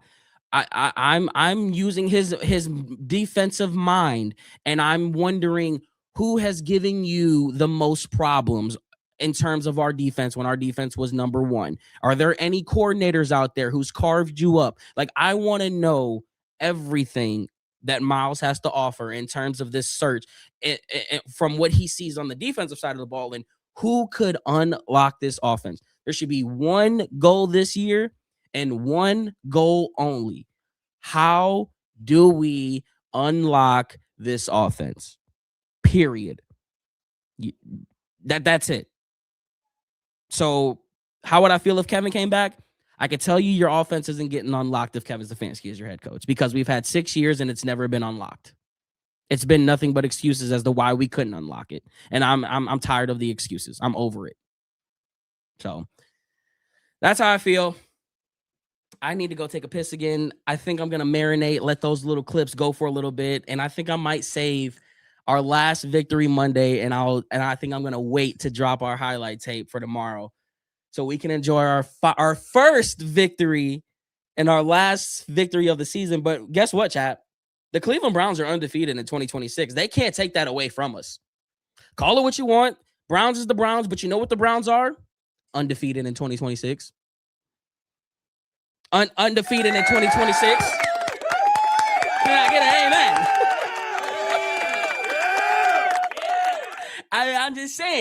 I'm just saying. We ain't lost this year. So shout out Andre Smith too. Your thoughts on him? Shout out Andre Smith, man. Shout out Andre Smith. So Meg, thank you. Thank you guys for all the super chats today. Thank you guys for all the follows today. If you haven't subbed up on our YouTube channel, come on over to the YouTube channel and sub up. And make sure you guys are keeping a lookout for tomorrow and for the recap or for the highlights. And I don't know what time we're going live for Honor of the Land tomorrow, but we will be going live tomorrow. So I will catch you guys later. All right. Appreciate you guys, man. Love you, and go Browns. Here we go, Brownies. Here we go. I'll catch you guys later. Peace. Where's my mouse? There it is. Peace out.